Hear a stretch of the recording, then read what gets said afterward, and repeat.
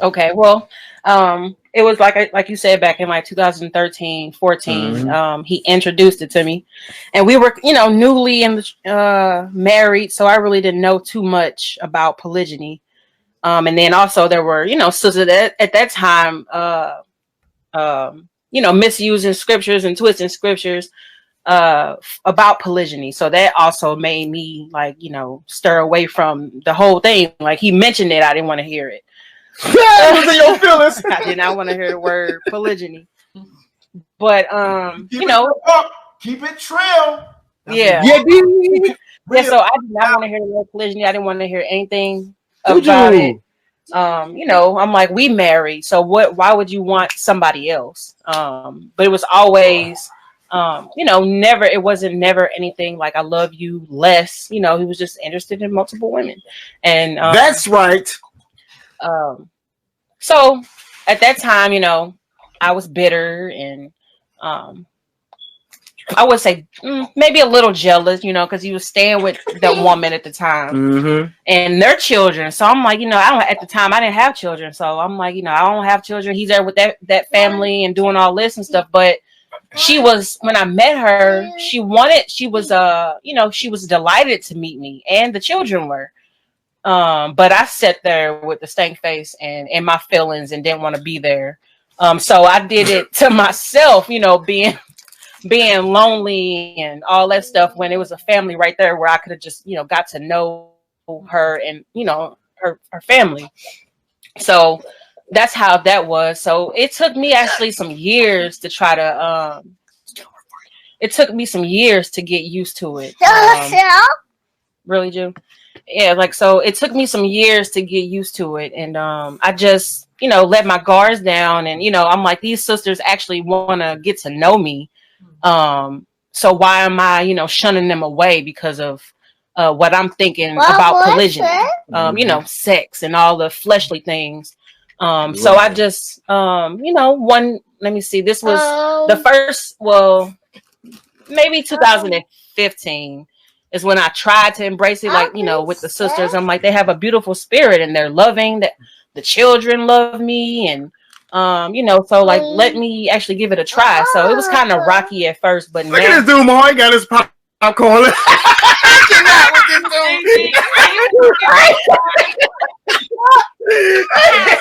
I cannot stand this dude, bro. He said, let me go get my popcorn for this. I cannot stand this dude, bro. My bad, John. Go ahead. Let me go get some snacks. Hold on. Chia. Hebrew manic, not romantic. Here's my bottom line. Many shot from the subject, but the subject is just not complex. And I'm facing it, not faking it. And I'm looking in the eyes, not forsaking it. Yes, this is grown music, it's marriage music, it's no fornication. This is marriage music, no adultery needed, it's my proclamation. My song's Solomon, the songs of Solomon. I'm trying to do the two of the sinner of Solomon. I'ma tell you, sister, gotta keep the Torah with your aura, keep that mission. I'ma tell you, sister, if you see a good man with a wife, go get him. Talk to his wife first, no, I'm not kidding. If it's right, give him the green light, then go get him. Go be with him. But first, make a covenant with Yah and quench your thirst of righteousness. Have a righteous family and make righteous kids. Bust their bubble and show them how the righteous live. Out of trouble, no drama, but I spit this. Spit this for the sisters that be scared to admit this. Yeah, spit this instant. Spit it for the brothers that be scared to associate with some pimp-ish. With the pimp business, we don't have to pimp this. They be write this, that's how we get this. I don't have to be a pimp, I don't have to be a G, I don't have to spit game. Have to have a lean, have to be a Mac, I just gotta be me. That's supposed to Yahoo, follow me to the T, come on. Yeah. Hebrew manic, Hebrew manic, Hebrew manic, Hebrew manic. And I notice what you want. Who's the Yahoo writing my polygyny song? Alright. You can hear this, you can hear this, you can hear this, you can hear this. And I notice what you want. Who's the Yahoo you see? I know just what you want. I spit this international. Those who graduated out, no tattoos. Those who don't see it as a hassle. It's not forcing something that you have to do. But if a sister is into you, my wife tell her yes, you can join too. Not on no nastiness, no pervertedness, no menage a trois, no freakiness. I'm peeping this. Well, people try to put it on. That's why I'm sitting right here writing this song. Put the truth in context, killing all the nonsense, expanding your consciousness. I'm just here to try to right my wrongs, but you are here trying to ignite my rights. I keep hearing that my right is wrong, and the streets keep seeing these streets in the night. Is that alright? I'm just saying if a baller come through and sweep the whole crew, when the smoke clears, I'm just saying you can see one man who conquered the whole crew. Now this be the norm these days. Please give me consideration. It will be all consenting. Those trying to build a righteous nation, build a secure foundation. Why are people still hating? If I was on that evil, I would have a couple of sequels. You know how we do. We be some hypocrites in a walking contradiction. The woman chose the man. With that being said, I'm not taking no advantage. Do you understand this? Chill. Hebrew manic, Hebrew manic, Hebrew manic, Hebrew manic. And I notice what you want. Who's the Yahoo writing my polygyny song? Alright. You can hear this, you can hear this, you can hear this, you can hear this. And I notice what you want. Who's the Yahoo you see? I know just what you want. Right here before the mature, not the provocateurs nor the temptress. Those who be trying to lure, get me to cause a war. But for the genuine and for the pure, those who be loving my wife for sure, and my family don't be trying to pull no secret missions on that bull. I got an arrow to slay the bull. Be a stand-up woman speaking direct for sure. If you feeling me, speak that for sure, for sure. If you see me, then holler back for sure. If you act fake, turn my back for sure. I ain't got time for no little girl games. Who I gotta train and mature. Trying to build my kingdom, trying to maintain. I don't need no swag or no game. This polygyny, this art of war. See, you really need to get this through your mainframe and your brain. It's about 20 women to everyone man, and the virtuous woman excels them all. Understanding America and international lands with my virtuous wives in my hands. Hebrew manic, Hebrew manic, Hebrew manic, Hebrew manic. And I notice what you want. Who's the Yahoo writing my polygyny song? Alright. Some viewers may find the following video disturbing. Viewer discretion is advised.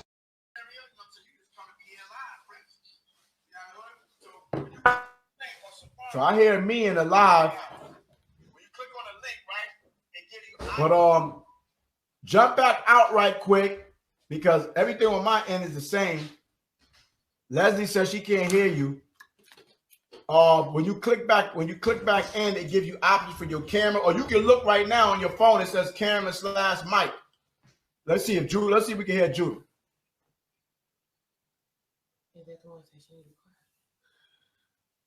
Yeah. Judah lagging up here. Let's see if we can hear Judah. Then we know it's you. You know what I'm saying? I mean, the sister was up in here. So let's see. Okay. You want to get back in?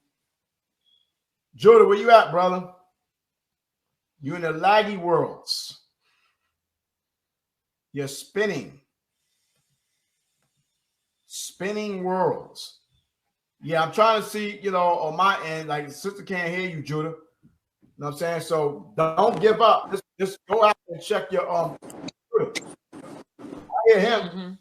We got two Judah in the building. Judah Mack and Judah Bit Moshe.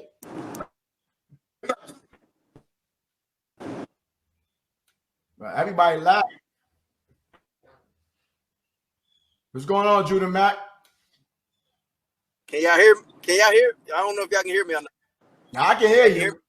We can hear you. Yeah. Oh, okay. Cool. Judah, go back and come back in, Judah. What's up, brother?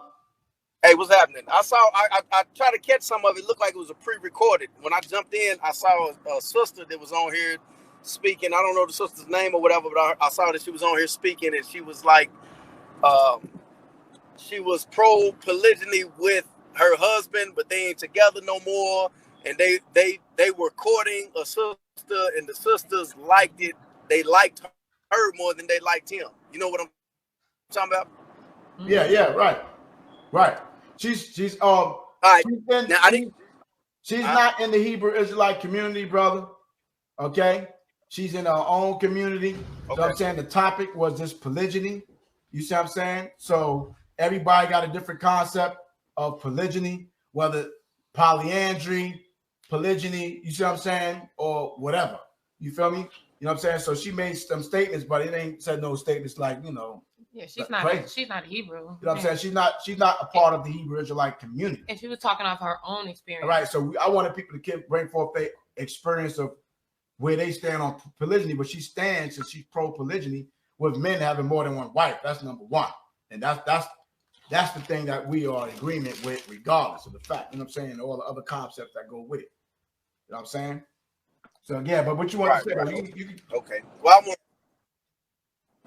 I'm out moving around or whatever, so I ain't gonna be able to stay on too long. But I want to say this: when it comes down to it, polygyny, having more than, let me just say it like this, without using those titles that have been, you know, those social titles. Marriage, biblical marriage. There's nothing wrong. Me myself, I have one wife. If I decide to get another wife, that's my prerogative. That's my decision. That's for me to decide. It has nothing. It has absolutely nothing, spiritually, biblically, whatever. It has nothing to do with the wife that I have now. It has nothing to do with her decision. It's my decision. Just like if Christ makes a decision, if the Mashiach makes a decision scripturally, it has nothing to do with any one of us. Our job is to follow whatever he says. So when I hear sisters, whether they in the truth, outside the truth, pro-polygyny or whatever, when I hear sisters talk about what they feel it should be or how they feel it should be, it shouldn't be about sex. It shouldn't be about this. It should be if I like it. It should be if I don't like it. If I like her, this, that. That has nothing to do with it. That's a part of that whole captivity mind state, worship the women shit. That have nothing to do with it. My relationship with my wife is one flesh. If I decide to get another wife, that relationship with her is one flesh. Just like my relationship with Christ is on one accord, like him and the Father on one accord. And his relationship with you, one accord.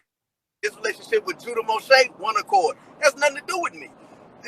We give these sisters too much power. And when we get a sister that says, I'm pro-polygamy or pro-polygyny, we'll look at it and be like, okay, sis, what do you think? Man, the hell with that. It don't matter what she think. I love you, sister, and I love her, sister. And my love for her ain't got shit to do with my love for you. I might like her because she cook good and you don't cook. I might like her because she wear makeup and she know how to do it, and I like the way she look, and you don't do that. I might like her because she's strong and she helped me with the work that I do. I might like her because she's a receptionist and but I love all of y'all. And I'm going to deal with all of y'all on the relationship that I have with all of y'all. That's my prerogative as the Lord in this situation. We need to stop giving these sisters any kind of power over this stuff. Their job is to reverence, worship, and respect us and be submissive. Period. I feel what you're saying. I wish I could hear Judah. He said he's agreed. You know what I'm saying? I don't know what's wrong. What kind of phone you got, man? You got a flip phone? What's going on, bro? You lacking. My man, the flip phone world. You add it to Facebook. You know what I'm saying? Can you do that? No, they can't. You can't do video from Facebook no more. No. Yo, listen. This is what I got to say about that. Hey, to the say it's a button at the bottom. If you look at the screen, it's a button at the bottom with an audio thing. You might have to push that. It might be blacked out. They had stopped that. They had stopped inviting on people from live on there, but it said Judah could get involved. It said that you can bring you on camera from the thing, brother. I don't know how that happened. How what you got, some secret account of Judah Mac that you can get on live videos from the phone? What's going on? You know what I'm saying? So listen, this is my thing. I want to hear Judah Moshe as well, because like you said, he agreed with you. But listen, that's why, you know, in various polygynous households, right? Nobody monogamous household is ran the same way. You see what I'm saying? Whatever strategy or system that works for you, and it's just not illegal to the Most High as being Hebrews, then it works for you. You see what I'm saying? If you got a wife like yourself, like one flesh, she think like you, she vibe like you, she feel like you, then I have no problem with my rib. You see what I'm saying? Having input in any woman that I choose to, because that's my choice. I mean, at the end of the day, I'm going to choose who I want to choose. You see what I'm saying? I'm going to choose who I want to choose. You're not going to tell me I can't deal with the person if I want to deal with her. I'm giving you options to get to know her, vibe her, see what her spirit at, and the whole nine. You see what I'm saying? But at the end, I make the final decision. But that's based off an individual man and his household, how you dictate his household. You know what I mean? Whether it's monogamy, whether it's polygynous. You see what I'm saying? So we understand, and it's going to be understood that the man is the head. You see what I'm saying? The final decision is based off me. But, you know, if it works, it works. Maybe your system works. Maybe my system works. Maybe your system don't work for me. Maybe my system don't work for you. But as long as it works and the family is operating and moving forward, then that's just what it is. You see what I'm saying? Okay? The woman should already know that her man, her Lord, is the head. You see what I'm saying? And that got to be established from the gate, from the door. Now, whether a woman agree with that or disagree with that, you know, her man may give her 50-50. And they may operate and that shit rocking and rolling. That, I mean, that's on them. You see what I'm saying? But, you know, because you got Muslims, you got all type of different communities. You got Hamites, Africans, whatever. You know what I'm saying? So, you know, at the end of the day, we want things to work. You know what I mean? And everybody gotta be able to vibe off what's worked for them. You see what I'm saying? So that's all I'm saying on that regard. You know what I'm saying? Judah Mac was all, you know, these brothers driving around, and I'm trying to get Judah Ben Moshe to hear his voice because he got 4 worlds. You know what I'm saying? 4 worlds. Let's see what I know. Mute Mike. Nope, I can't mute you. So listen, he here. So I'm just gonna show you a picture of his world right quick. If you don't know Judah Moshe, right? And this is what this is. Oh, I'm starting to hear somebody. Who that? Who came back? Oh, okay. Judah Mack is back. Can you hear me? Dude, you got a bootleg phone, brother. You know what I'm saying? So when I go to Judah, I go to the brother page. Matter of fact, I downloaded his picture. Let me just get straight to his picture. All right. This is the brother Judah Moshe and his family right here.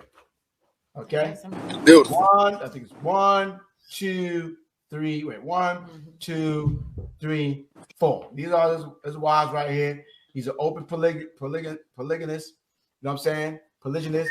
He's on Facebook. You can't hear me? Bringing out the information. So he's not hiding, not being a hot light, none of that. Creeper brew, none of that. You see what I'm saying? Oh, I hear you. I hear us loud. You hear me? Mm-hmm. Yeah, I hear you now, brother. I heard that. Man, finally, man. I don't know what the hell was going on. You was on the road. Boost mobile. Hold on. Said Boost Mobile. Can you hear me now? Yeah, we finally hear us now, brother. Finally hear me. Judah the Shooter. Shalom. Shalom. Shalom. Shalom. We got all the Judites in the building. Judah. What's going on, man? No, I'm on the phone with the brother. We're sitting here talking about the poly worlds, as what you gonna say.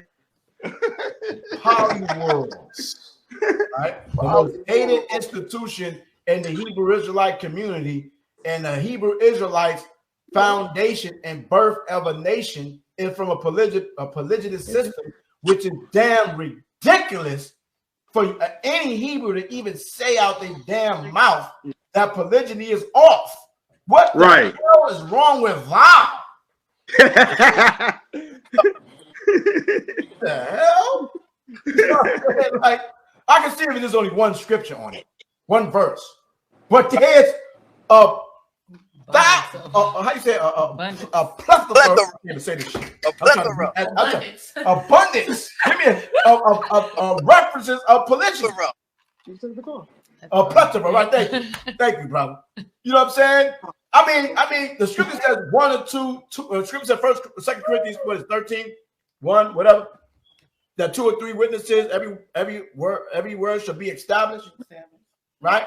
So you got more than 2, 3 witnesses of account of polygynous men. How the hell you got anything to say out your mouth? There's nothing you can say. You can't say, "Oh, we need 2, 3 witnesses," and we bring out like goddamn 25 witnesses on you. You need 25 more. You know what I'm saying? You need 25 more. You know what I'm saying? It's ridiculous, man. You know what I'm saying? But Judah, man, Judah out here making it work.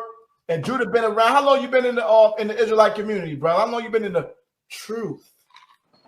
Which Judah? Which Judah you talking about? Judah the Shooter. Oh, me? Since 2012. 2012, so 8 years. Yeah. Okay. All right. Was you an open practicing polygynist before you came to the truth? Nah. Well, I mean, I was. If you look at it, it's been in my DNA. But I've been an open polygynist since probably about 2013. I want to say. You know. Yeah, about 2013. It's always been in my DNA, though. I never saw the one man, one woman concept. It never made sense to me. You know, long before the Bible, you know, it just never really fully made sense to me. So me being poly has been something that's always been in my DNA. Con. So since you've been an open polygynist, like, what was the obstacles that you experienced trying to I don't want to say convince, okay, or educate people on this system of marriage? Have there been any like the people, like you mean like people in the household, or like people in general? People in general. You know what I'm saying? People in general, or the women that you spoke to, is people in general. Whatever. I mean, well, I don't fully understand what it is you asking me. What you mean? Since you've been an open polygynist, right, and you've been living this lifestyle, what have been, things, obstacles when you try to speak about this? Like Judah, right here, Judah Mack.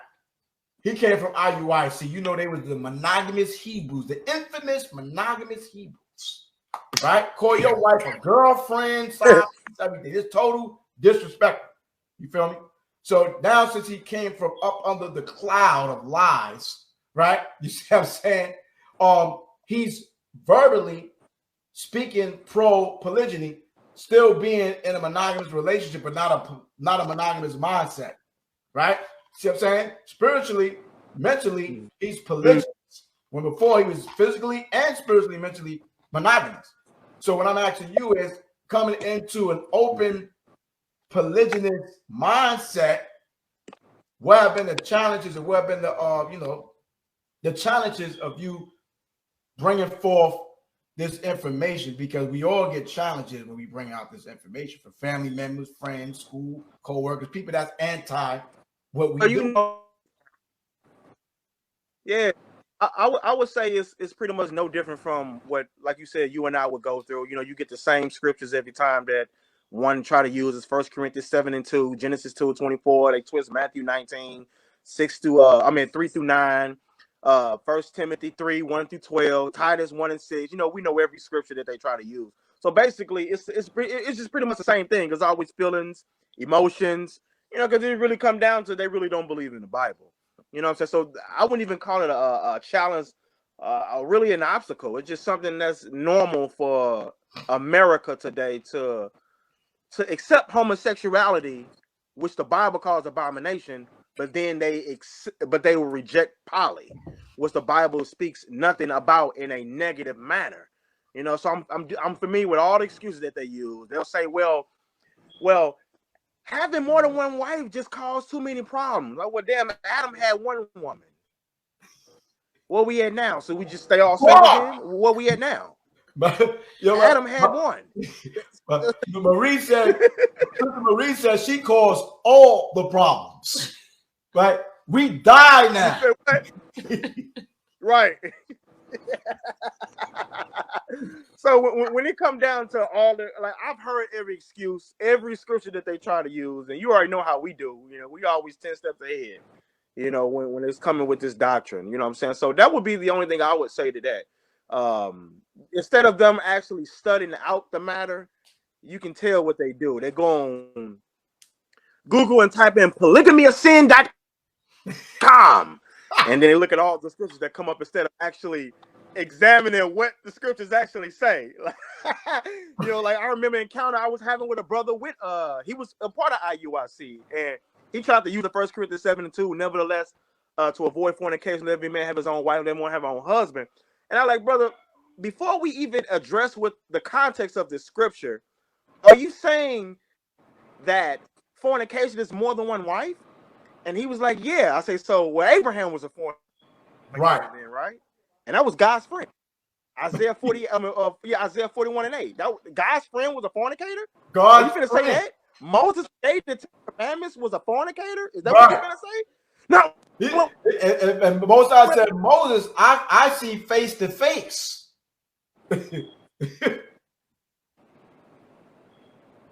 Come on, Judah, man, you was doing good, man. You know, went to the laid worlds. I mean, he got some olive oil. He done got some anointing oil poured on his camera because that mug get blurred in the mouth.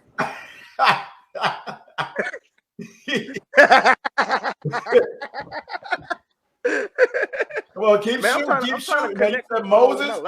You said Moses, and I came to land me back and said the Most High said, if there's a prophet amongst you, him will I talk to in a vision, in a dream, in the slumbering of the right.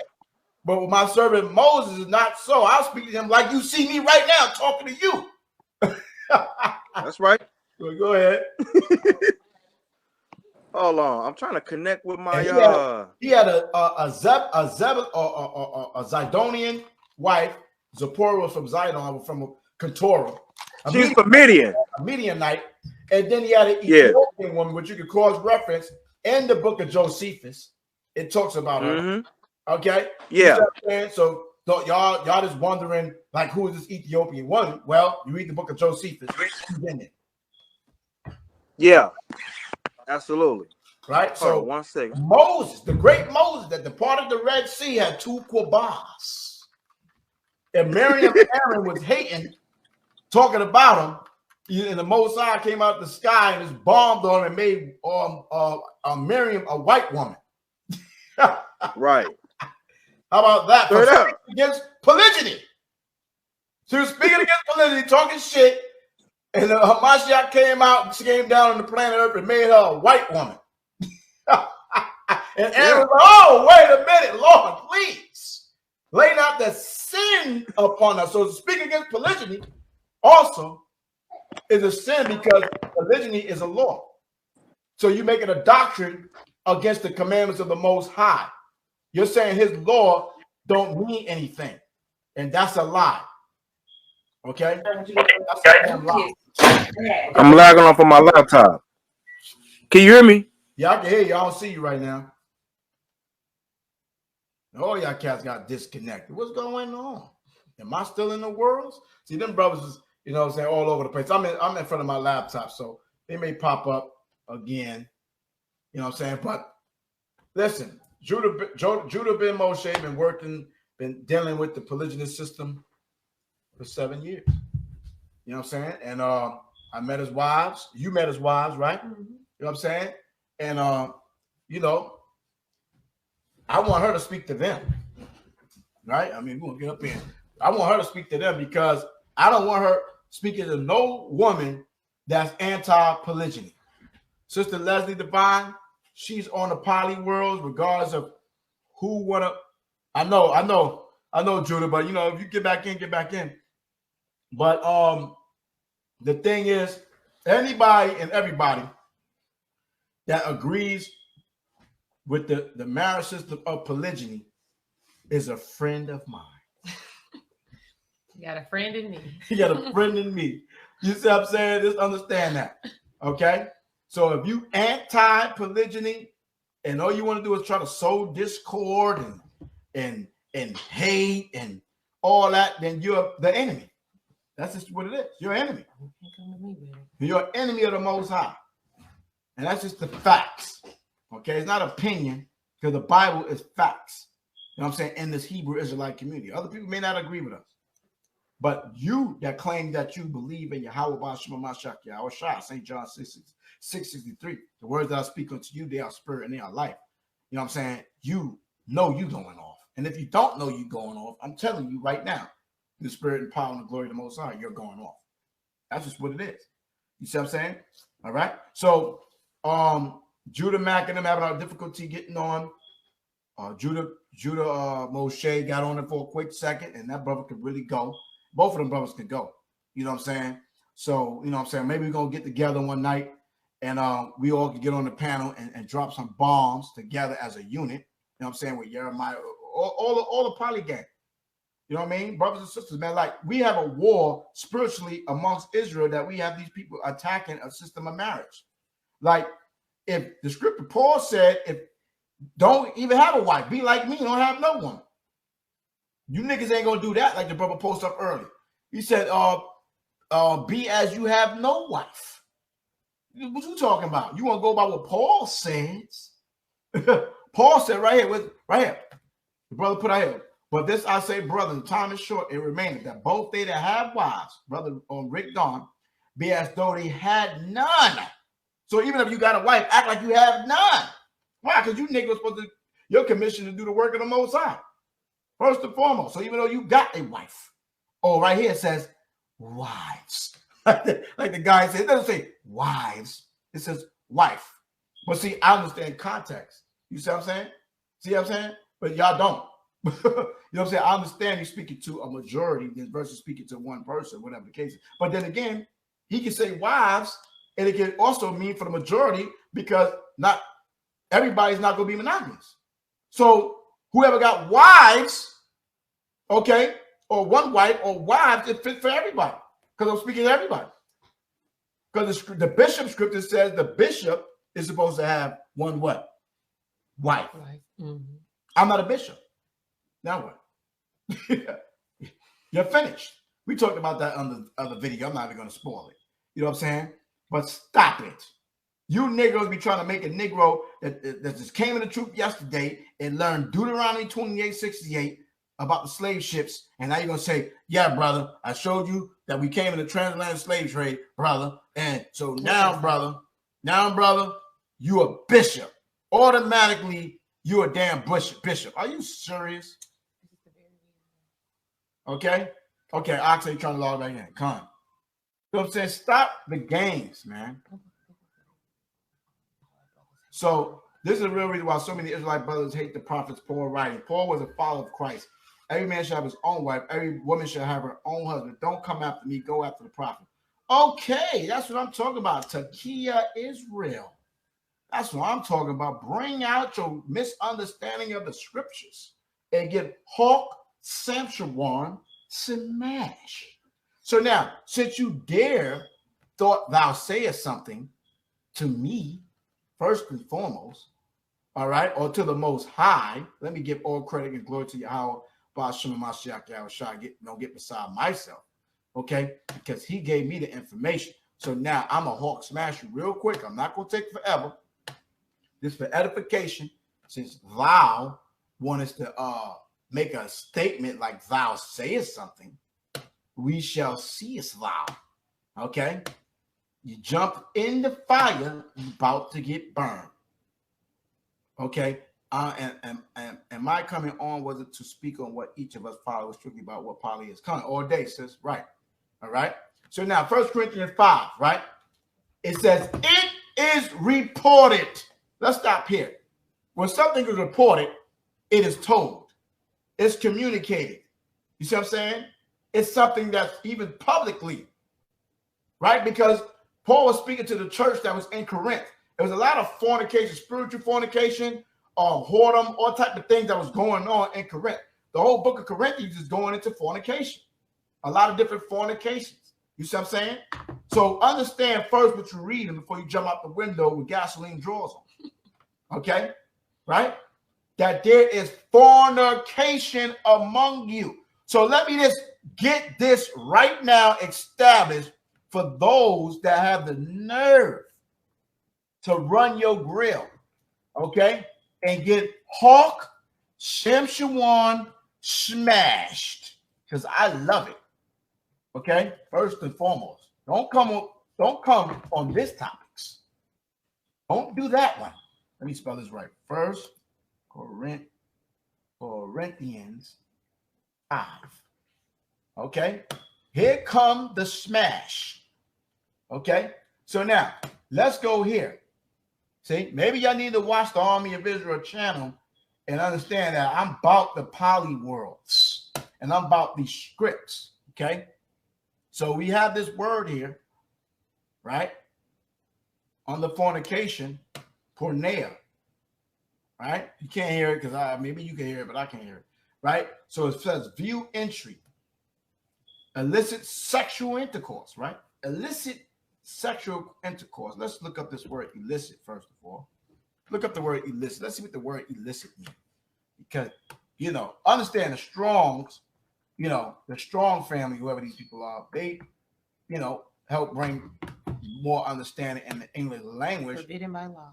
To do certain things. So not legally permitted, unlicensed, unlawful. Okay, boom.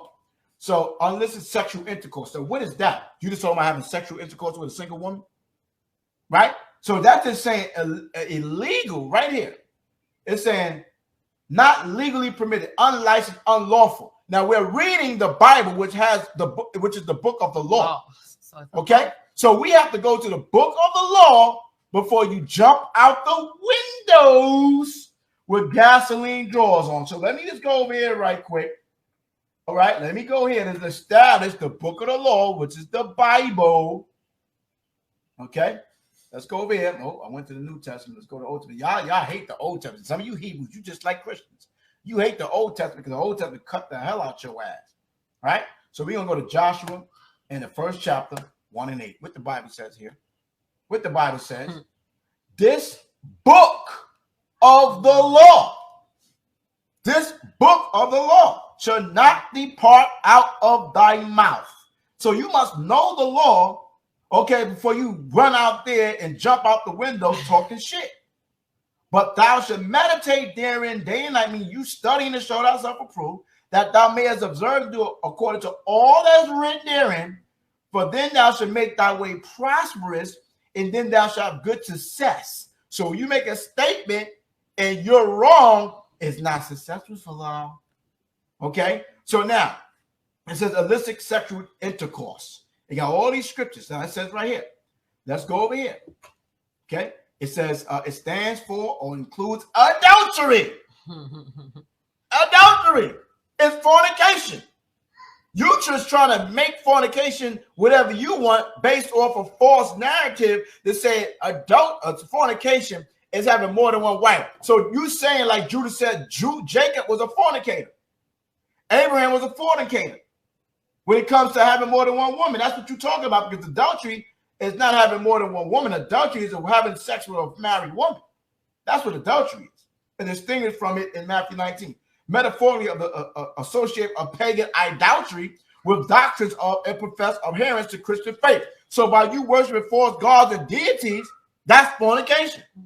As I tell you in the book of Wisdom of Solomon, the division of idols are the beginning of spiritual fornication. First and foremost, you're running thy grills and don't know what the hell you talk about. So here we go, fornication. And this is the topic. Illicit sexual intercourse means what again? Unlawful, which is adultery, which is fornication, spiritual fornication. Fornication is just the subject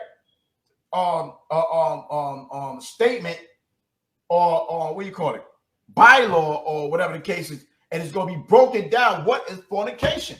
Fornication is adultery, worship false God, homosexuality, lesbianism, intercourse with animals. Leviticus 18, Leviticus the 20th chapter. Sexual intercourse with close relatives to go into incest, right? Leviticus 18 says it right there. Sexual intercourse with a divorced man or woman, which is Mark 10, talking about you leaving your woman, you know what I'm saying, this, that, and third, and you cause it to commit adultery because it was unjust, right? Of defilement of idolatry incurred by eating the sacrifice offered to idols. So how are you Negroes trying to make fornication one thing? How are you doing that? How do you do that? Here go the root word of this word, right? There go the root word. That's what it says here. To prostitute one body to lust of another. So the harlots, the Craigslist girl, back page and all that. And the men that's selling their rods, they mama thumbs, whoremongering. That's what they are. To give oneself to unlawful sexual intercourse, which is Leviticus 18, Leviticus 20. So you make fornication. But we understand what fornication is. Metaphor, to be given to idolatry, to worship idols, to permit oneself to be drawn away by another into idolatry. You trying to make the shit what you want to make it because you hate polygyny. That's just that. Okay? There's another root word to it. Let's go. A woman who sells her body for sexual uses. So buying some quabah is fornication, Negro, harlot, whore, a prostitute, one who yields herself to defilement for the sake of gain. Any woman indulging in lawful sexual intercourse, whether for gain or for lust. You trying to gain something or for your own lust. You're being a whore, idolatrous. Babylon, look at that, Rome. Got Rome attached to Babylon, which America is Babylon, the chief seat of idolatry. America got all type of idols, first and foremost. So you just making shit up. Here's some more of this same word. Hey, pornos. Everything is pornos, pornography, whatever the case is, right? That's where you get the word from. A man who prostitutes his body to another lust for hire. A male prostitute. You go to the strip club to watch the males. How many of you women went to the male or strip club? Well, you're committing fornication. When he picked you up in the air, was eating your quabah out, and you have to, you're fornicating, Negro. The hell you doing? A man who indulges in unlawful sexual intercourse. A fornicator. What you talking about? Leviticus 18:20. You niggas be making shit up. Okay? First and foremost. Let's go back down again. To sell, price, all that stuff. Now, this same word fornication, right? That's in context. Let's see if it's in 1 Corinthians, the 7th chapter. Let's see if all of a sudden that fornication changes because thou says so. And let's understand what's going on here. It says what? It is reported commonly there's fornication among you. And such fornication as is not so much named among the Gentiles, that one shall have his what? Father's wife. That's the fornication that's mentioned in Corinthians, right here in 1 Corinthians 5. And what the Bible says about this type of fornication, let's see. Did not Reuben slept with his mother or his brother's mother? Huh? Let's get the backdrop of this. Negroes running your damn mouth. You see what I'm saying? Just jump out the window with gasoline drawers. Let me see, what scripture is that? 37. Judah Ben Moshe, are you on the live stream? Okay, I see you right here. Okay, my bad. There go Judah. Judah Shooter back in the building. I got you. My bad. Talk. You gotta unmute him. Okay, let me unmute you. Okay. Yahoo, can you hear me? Yeah, Yahoo. Let's get it. Let's get it. Can you hear me? Yeah, I hear you crystal clear, brother. We back in this deal, baby. So we good for rock, boy. Hey, I see you in. Hey, I like how you already done went and hit it with the context of 1 Corinthians 7:2, linking it up with 1 Corinthians 5 and of course Leviticus 18:8. So yeah, hey, you already know we definitely on one accord with that. Right. Let's get some understanding of what's going on. You see what I'm saying? Telling you that niggas want to lay with their father's wife. Yep. Okay? Do we? They were wife swapping in Corinth. Right. In Corinthians. So we have scriptures to back up that's illicit sexual intercourse. Right? Mm-hmm. Illicit means forbidden. If you can get the chapter where it specifically speaks about Reuben smashing his mother. All right. That's Genesis 35 and 22. 35. Okay, let's get that. This is 35. We get that. This is 35, 22. You know what I'm saying? You know, we be shooting, boy. Oh yeah. Boy, you don't want to go on this topic right here. You don't want to go over there. Slipping and sliding and then ice shoes or whatever the hell you're talking about. Right? You don't want to be doing that. So we in Genesis 35, right? Mm-hmm. You said 35, right? Yeah, in verse 22. 22, right? It says, and it came to pass when Israel dwelt in that land that Reuben went and lay with Bilhah, his father's concubine. And look, can I build on that? The Hebrew word for concubine is the word pilagish, or if you're dealing with it from a plural aspect, it's pilagishim, and it means a lover, And sometimes you see where paramour, it means a lover. Right. So here it is. He laid with who? His mother, his father's lover. So that was his other woman. Right. His other woman. Right? When you go to Genesis 49, does it not reiterate what happened over here? Right? Yep. Get that right quick. Let's get the reiteration here. Let's get it. Genesis 49 about Reuben and what he did. Right? Go down to Reuben, verse 3. Thou art my firstborn, my son, and the beginning of my strength. Right? Your firstborn child, the beginning of every man's strength, the excellency of dignity, and the excellency of power. But you're unstable as water. Thou shalt not excel. Why? Because thou wentest up to thy father's bed. Then defilest thou it. He went up to my couch. To my couch. He smashed his mom's on the couch. Let's go to Leviticus 18 down. Let's get it. Let's get it. These are where your unlawful sex crimes are written at. Leviticus chapter 18, Leviticus chapter 20. Right, your fornication scriptures, right? That's what you're talking about, right? Right, verses 4. Yep. What? Matter of fact, 3. After the doings of the land of Egypt, wherein ye dwelt, shall ye not do, and after the doings of the land of Canaan, where I bring you, shall ye not do, neither shall ye walk in their ordinance, how they did, how they lived. Ye shall not do my judgment, Kemet, and kept my ordinance to walk therein. I am Yahweh your God. You should therefore keep my statutes. Hold up. Are we on share screen? Nope. Oh, that's what I wanted to do. I wanted to see, let them see on share screen. Hold on. I got all these windows open. Right. So the scriptures that we brought out, right, was Genesis 35. What was that? 22. Right. Yep. Okay. And we went to Genesis 49 and 3. Okay. So now we start with 1 Corinthians 5. I thought I was sharing that to you. You know, I said 1 Corinthians 5, and we looked up fornication. I'm so upset that I ain't go through and let you see all those definitions. Okay, because you be hawk, central on smash, regardless you are anyway. Okay, so it says here in verse 5, you should therefore keep my statute, my judgment, which if a man do, he should live in them. I am Yahweh. None of you shall reproach any that is near of kin to him, to uncover their nakedness. I am the Most High power. So the subject is, here is the law of who is near kin to you. The nakedness of thy father or the nakedness of thy mother, thou shalt not uncover. She is thy mother. So here is letting you know that this mother here is your biological mother. That's why it says she is thy mother. So you can't lust after your father, some homosexual stuff, man on man, or daughter with father. Son can't be looking at his own mom's or smash, right? So it says, thou shalt not uncover her nakedness, right? Then it comes to 8, the nakedness of thy father's wife. That's not your mother, because it doesn't say she is thy mother here. The nakedness of thy father's wife shall thou not uncover. It is thy father's nakedness. So this is the other wife.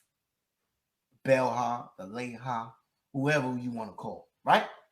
See what I'm saying? So now, boom. Let's go to Leviticus. Let's go to, matter of fact, Deuteronomy. Hit you with these joints, right? Because another one, Leviticus, or I think it's Leviticus 19, Leviticus 20. Deuteronomy 19, Deuteronomy 27. What you looking for? What you looking for? The other one, I think it's in Leviticus 20 or 19 about sleep with your father's wife. There's another one. Yeah, Leviticus chapter 20. Leviticus 20. We go back there first before I go to Deuteronomy. Right? Let's go to Leviticus 20. All these things that's in the law, because the law is where illicit sexual intercourse is outlined at. You can't make your own damn rules. Okay? Leviticus 20 and verse 11. Verse 11, right here. And the man that lied with his father's wife, once again, father's wife, that's 1 Corinthians 5, have uncovered fornication, have uncovered his father's nakedness. Both of them shall surely be put to death. That's right. Their blood shall be upon them. So if you want to smash my baby mama, son, your ass is off the planet. Facts. Okay, that's what the law said. Now we know we're not bringing the judgment physically You see what I'm saying? But we have to educate our nation because our nation have been out of order. So that is completely fornication to the point where you're being put to death for doing it. Out. So what you talking about? So now it's telling you that 1 Corinthians 5. Let's get one more in the law. First 5 books. Cannot run from this. Right? Deuteronomy 27. Right here. We're talking about the curses. Right? Yeah. Verse 20. Cursed be he that lieth with his father's wife, because he hath uncovered his father's skirt. And all the people should say amen. So there you go. Multiple scriptures in the Torah concerning fornication in the New Testament, as it's outlined, sleeping with your father's wife. Okay, now you may understand, even though why Solomon killed his brother because he wanted to marry David's wife. So you up out of here, fam. I already gave you a chance anyway. Now you're gonna keep playing around. Okay, see what I'm saying? This off the thought of being an enemy to your father. So now when you go back to 1 Corinthians 5, it is reported, something that's told, is known. Some viewers may find the right commonly that there's fornication among you, and such fornication as not as much as named among the Gentiles. Damn, heathens ain't doing it. Corinth, that one shall have his father's wife. Fornication is having a man's wife, and ye are puffed up, have not rather mourned, right? You wait for your pops to die so you can smash his wife, that he have done this deed might be taken away from among you. See that? That's right. The law, you be off the planet, right? You see what I'm saying? Pops ain't even buried yet. You niggas trying to get the kebab.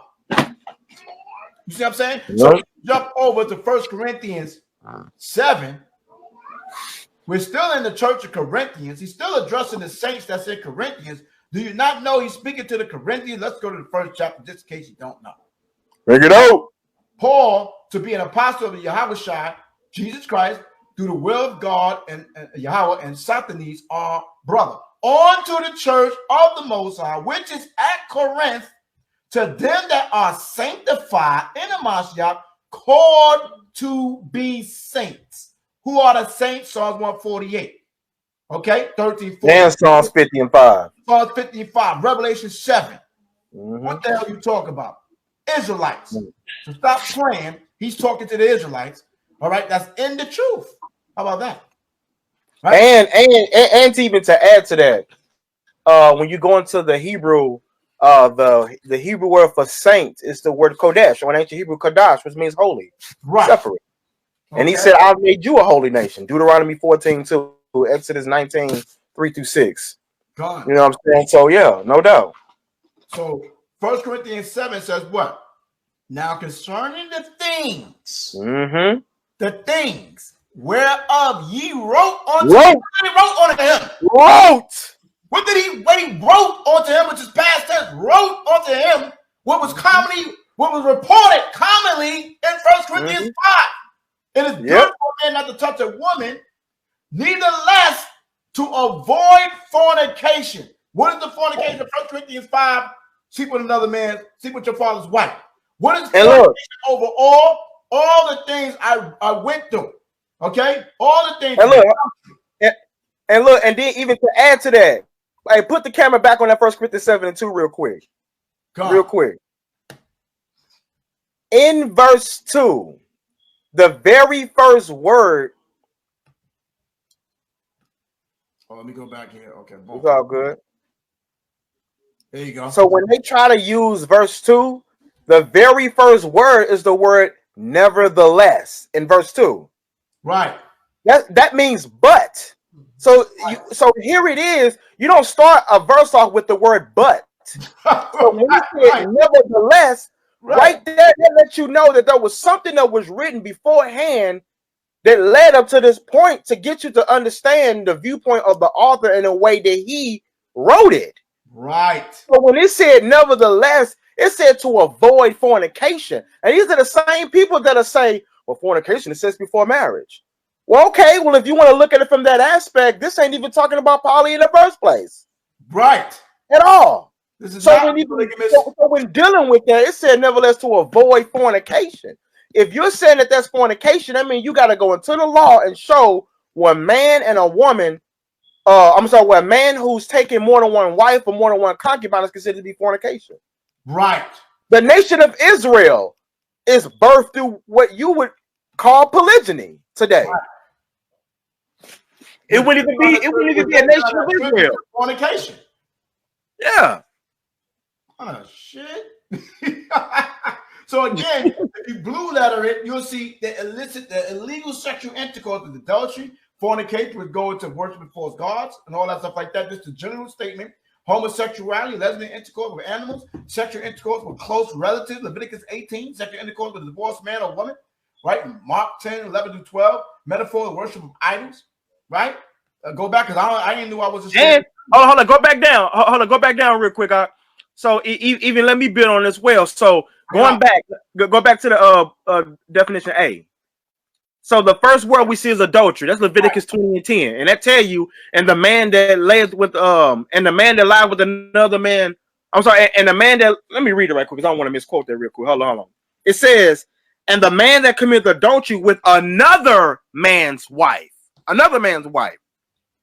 It says, even he that committed adultery with his neighbor's wife.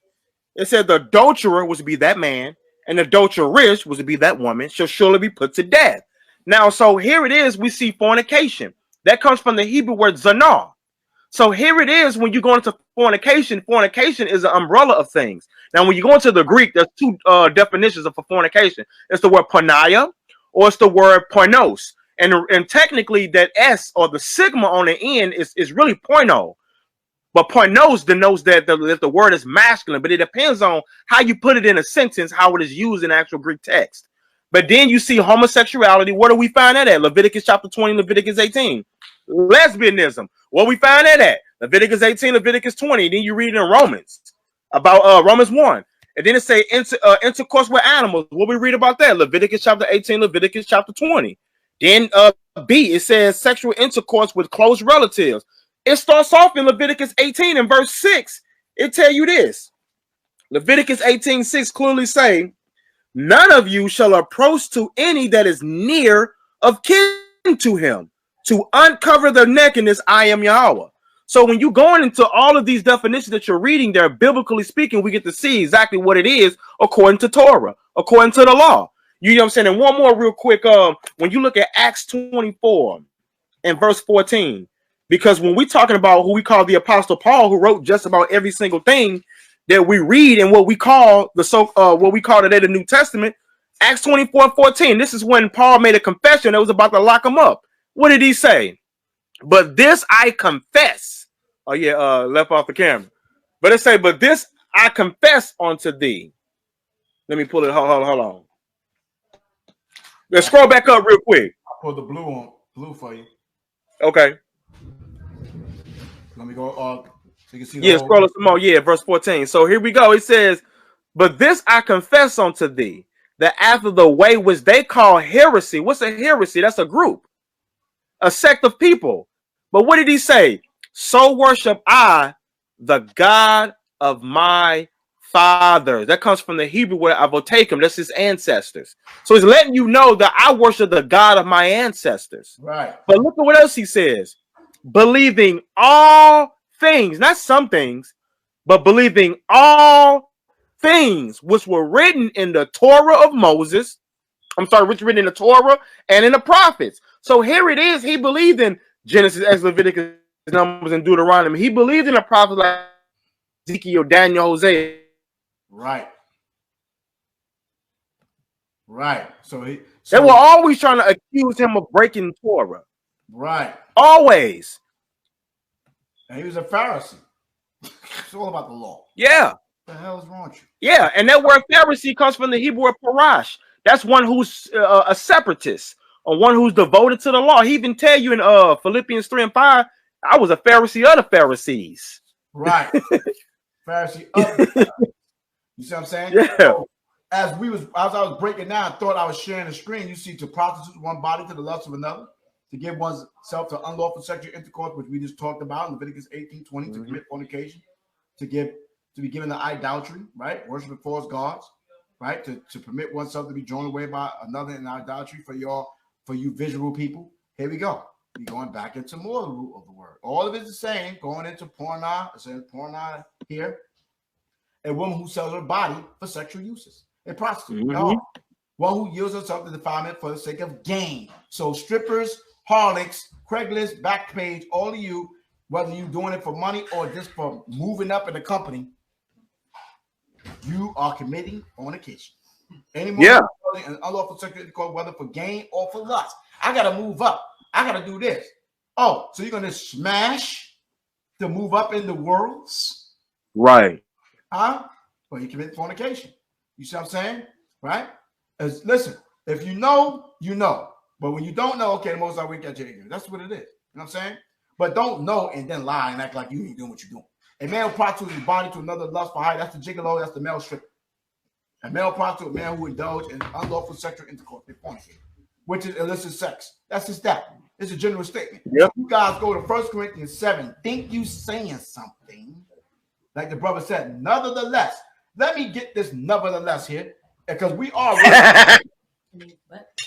reading English, and people act like, you know, we're not reading English. Nevertheless, let's see if this thing can pull up nevertheless. Bring it out. Nevertheless, right?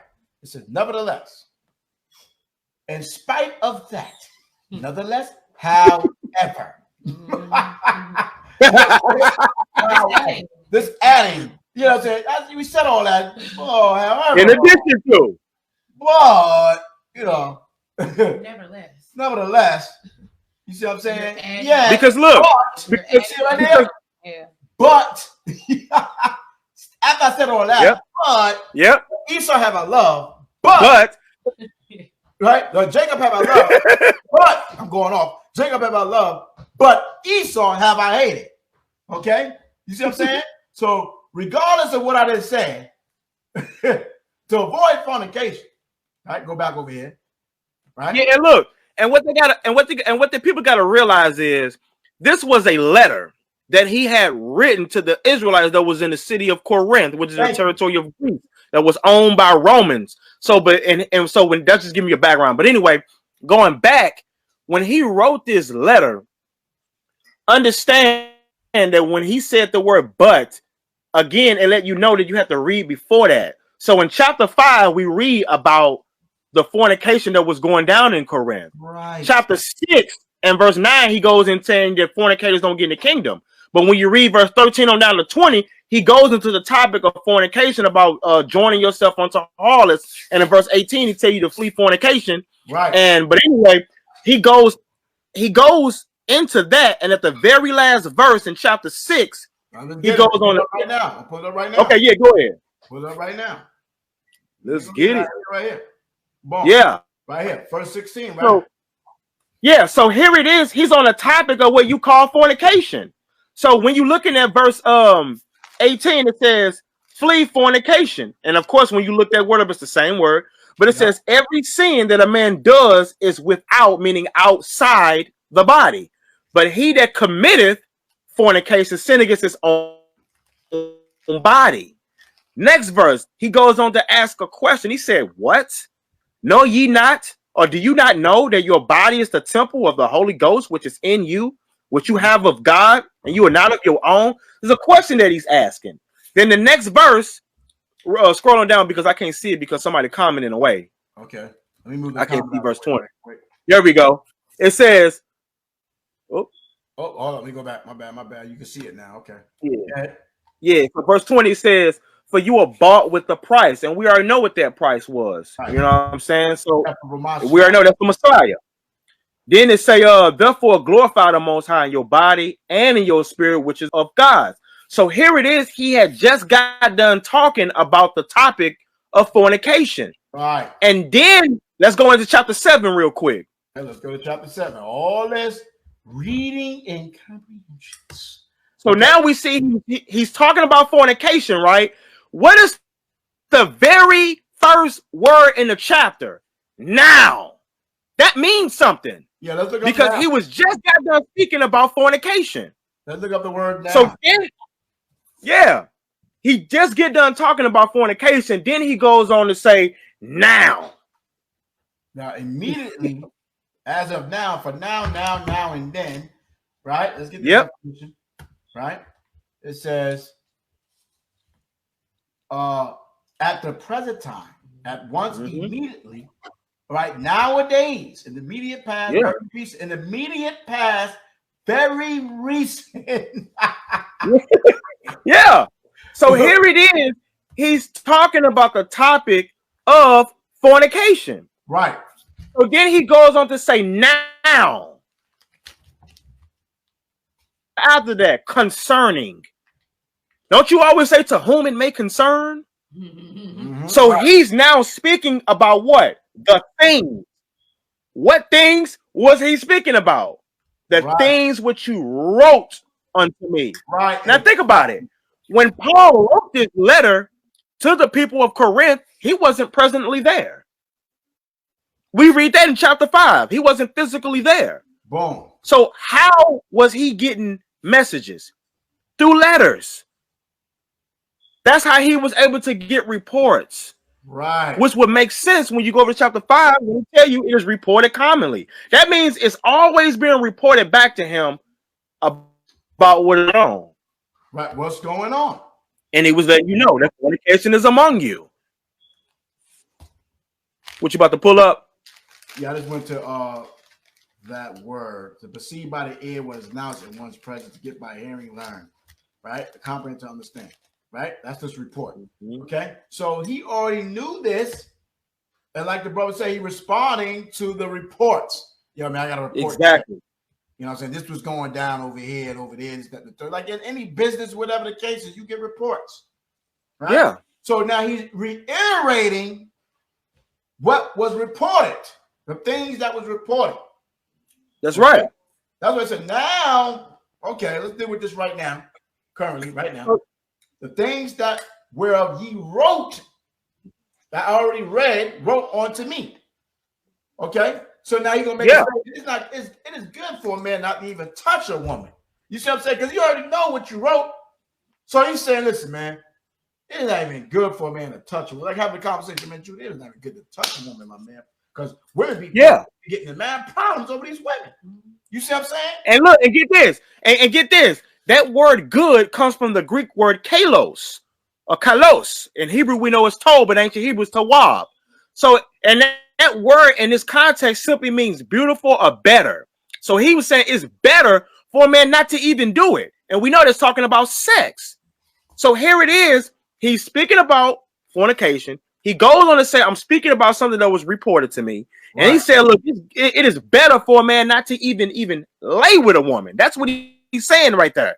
But then he goes on to say, but to avoid fornication. What type of fornication was he talking about? That's the word porneia or the word pornos, which we just got done reading what it actually meant. Right. Nowhere in there did you see polygyny. Right. It had nothing to do with taking on an extra wife if you decide to do so. So when dealing with that, this ain't even talking about poly at all. So and look, and that's the thing you ask them. When you ask people, like, I got a question. According to the Torah, according to the law, what is fornication according to Torah? Right. Using Torah law only. Right. You don't see taking another woman. Right. You don't see that. So the only cop out they got is to change the topic. They're not going to be able to stay on the topic of that. Change the topic because David must be a fornicator because the Most High caused him to be a fornicator because the Most High said, I gave you thy wives. So you that's right. That's a sinner? That's 2 Samuel 12, 1-8. Get it. Let's get it. All right, come on with it. You already know. Let's get it right. And look, and while Brew going there too, even to add to this, because you know what they'll always say. They'll say before we read it, they'll say, well, we know what it wasn't the Most High's original plan, his original intentions. They'll say that. Right. So they'll try to aim a gear toward, well, God don't really like that. He don't really put up with that. Well, how can you sit and say that when what we about to read right here. So I'm gonna go ahead and read it real quick. 2 Samuel 12th chapter. And for those of you who are not familiar with this story, when you read before that, what happened was David went and laid with another man's wife, Uriah the Hittite. He laid with her. And get this, another synopsis. Matter of fact, before we read this, I want to show something really quick. We got to get it. All right, let me know. Let's go back to chapter 3 really quick first. Okay, First Samuel 3. Yeah, because I want to establish that David had already had wives, and this. So let me grab it real quick. 2 Samuel 3. Okay, I'm gonna start in verse 1 real quick. I'm gonna pull it up for you on the screen. But you okay? Get it. 2 Samuel 3. Starting in 1. Because I want to show at this point David had already had wives. Just bring it out, man. I'm finna bomb on them real quick with this. 2 Samuel 3. What you want me to start with? Verse 1. 21. Now there was long war between the house of Saul and the house of David, but David waxed stronger and stronger, and the house of Saul waxed weaker and weaker. So of course we already know that the family of Saul and the family of David was into it. Remember, Saul was trying to kill David, and David went on a run. When you read 1 Samuel, the 18th chapter, all the way to 25th chapter, David was on a run. So here it is. This is a little synopsis of what's going on. There was a big beef. David had to go live in the woods. He was living in the wilderness. He was a poor man, as we read in 1 Samuel, the 18th chapter. Poor man living in caves and running around begging for food from the ball, all type of bad. Yep. No house, nothing. Yep. Let's read. And unto David were sons born in Hebron. So here it is. Hebron is what you know is in the southern territory of Judah today. So here it is. David had wives and children in different cities. It wasn't just Jerusalem. We see right now here in Hebron. Keep that in mind. Let's continue. And his firstborn was Amnon of Ahinoam. Now get this. Who's Ahinoam? When you read 1 Samuel, the 25th chapter, gotta go over there. Okay, let's get it. Got to go over there because this is gonna cut you women talking about you can't take 2 wives at the same time. Yep, 1 Samuel 25. Well, we're gonna go to verse 38. We're gonna read 38 on down. Let's start 38. There we go, verse 38. Here we go. Boom. And it came to pass. All right, so verse 38. All right, let me read 37. But it came to pass in the morning when the wine was going out of him that Nabal and his wife, but it came to pass in the morning when the wine was going out of Nabal, which was Abigail's husband, and his wife had told him these things, that his heart died within him, and he became as a stone. He had a heart attack, right? And it came to pass about 10 days after that the Lord smote Nabal that he died. So he lived 10 days after it was finished. And when David, verse 38, heard that Nabal was dead, he said, blessed be the Lord YAHAWAH that have pleaded the cause of my reproach from the hand of Nabal, and have kept his servant from evil, because David's going to kill this nigga because he wasn't going to give him no food. He wasn't going to give him no food, yeah. And that would have been wicked because I was still his brother. You know what I'm saying? Right? For YAHAWAH have returned the wickedness in Nabal, not being charitable, not being brotherly, upon his own head. And David sent and communed with Abigail to take her to him to wife. Whoa, now look at that. Now, this is the same man who's on a run and couldn't even feed himself. Right. Same brother. Going from city to city, like they be saying. This brother go from city to city and get wives. Well, many of my forefathers did. Okay. But let's continue. Verse 40, and when the servants of David were coming to Abigail to Carmel, they spake unto her, saying, David sent us unto thee to take thee to him to wife. Right? And she arose and bowed herself on her face to the earth, and said, behold, let thy handmaid be a servant to wash the feet of the servants of my Lord. That's right. Doing that once. Right? Verse 42. And Abigail hasted and arose and rode upon an ass with five damsels. See? So our women had help. right?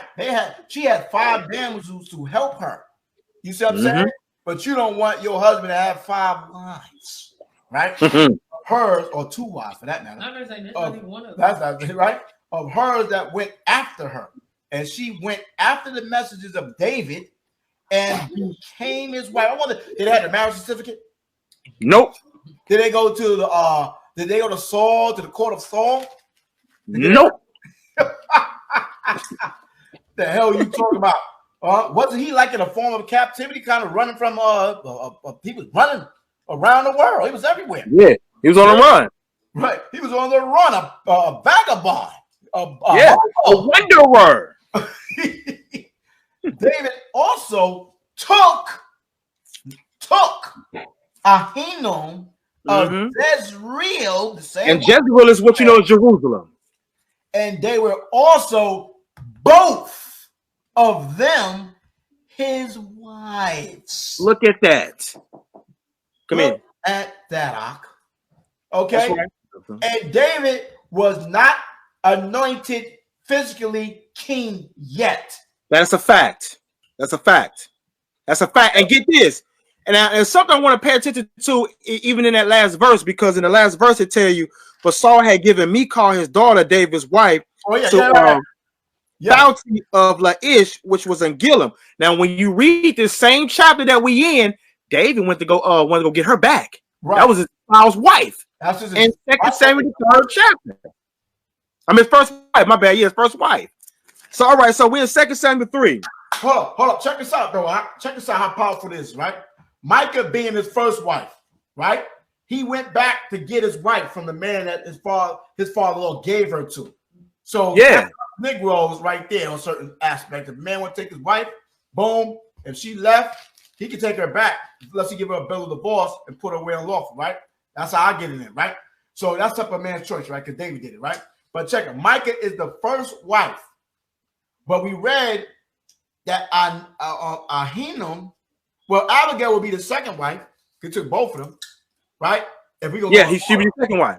And Ahinoam will be the third wife, right? Third wife. Guess what? She had his first son. Micah had no children. Yep. Ahinoam had his first son. We just read it here. Yep. And on today were sons born in Hebron. His firstborn was Amnon of Ahinoam, the Jezreelites, which was one of 2 worlds, 2 wives at the same damn time. That's right. Now what? So now we relate this scenario to Deuteronomy 21:15 about if a man have 2 wives, one beloved and the other hated. One beloved, one hated. Who was going to get the inheritance? Because it's talking about the inheritance, right? But he was supposed to get the inheritance, but Amnon died. He got murdered by Absalom for damn raping his own sister. Hawk smashed. That's right. Okay, you see what I'm saying? So we can bring this to all type of levels right here. See what I'm saying? And we still, if you still want to be in 2 Samuel 3, and let's continue.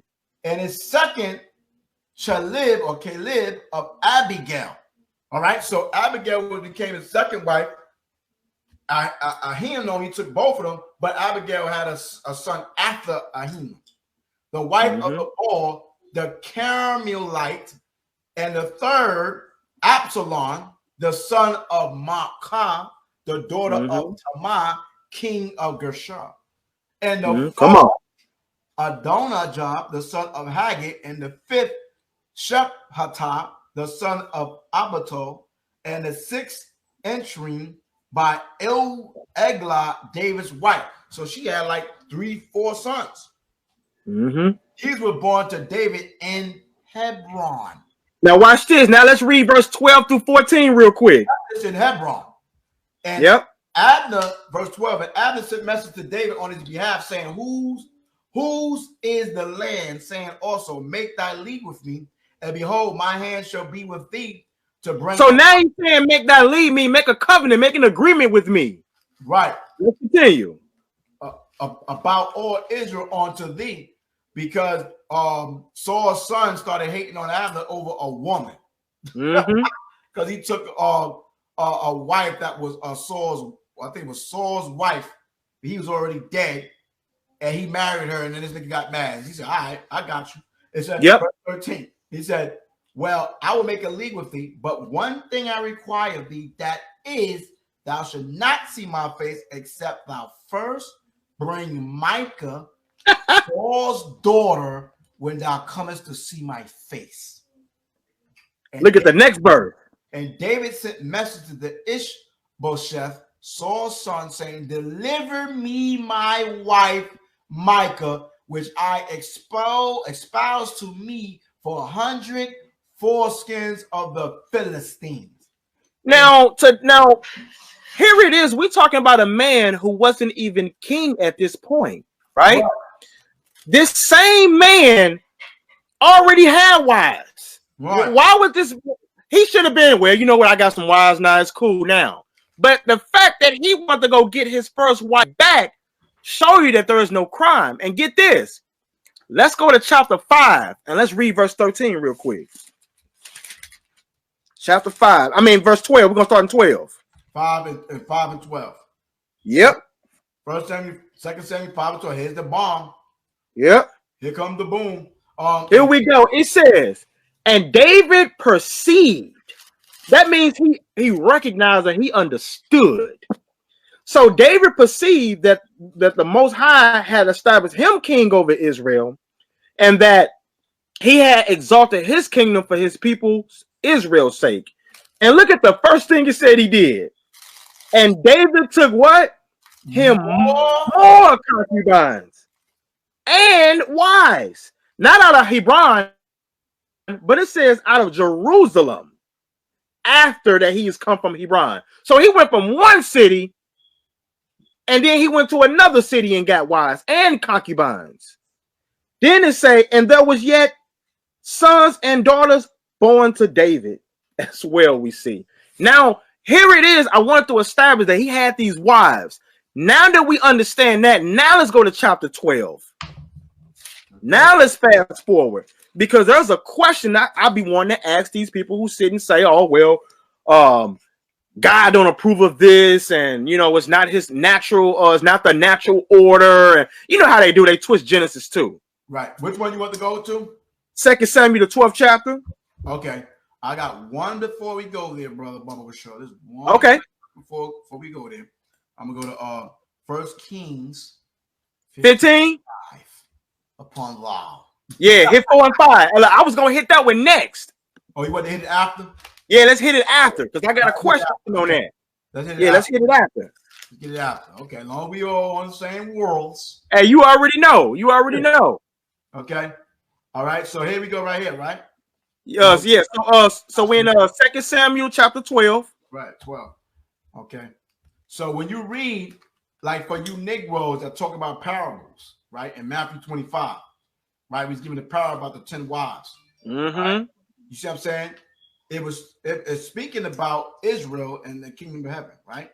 Mm-hmm. So it's giving a real account okay, of the polygamous situation, because Israel always kept polygyny.